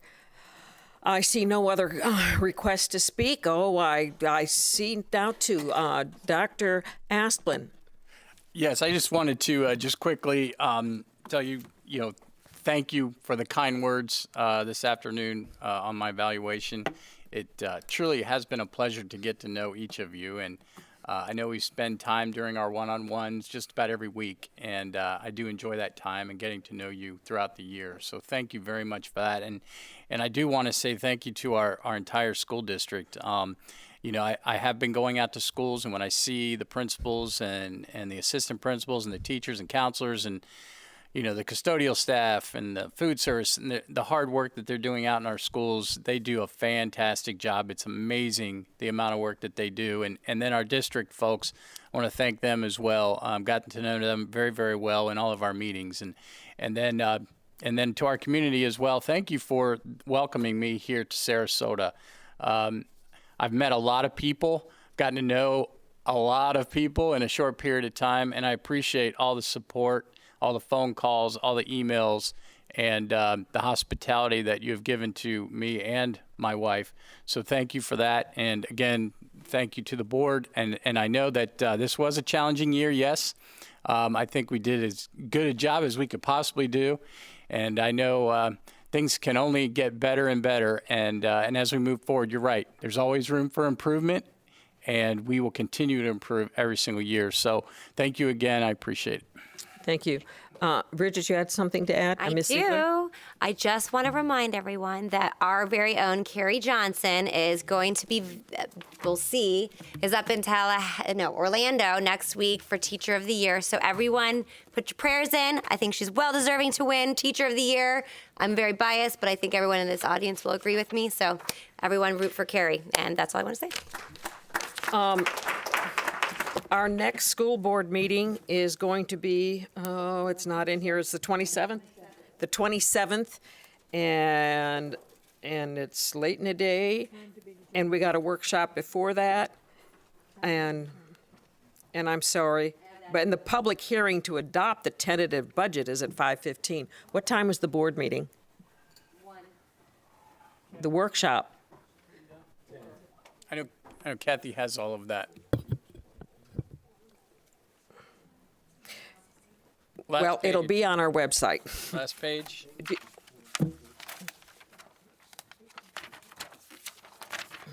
you see it? I didn't get a calendar item on it. I have it. Next board meeting is on July 27th at 4 o'clock. The public hearing to adopt tentative millage and budget meeting will take place on the 27th, also at 5:15. Is there a workshop, or is it just the meeting? We are having a workshop at 1:30. Okay, thank you. We stand adjourned.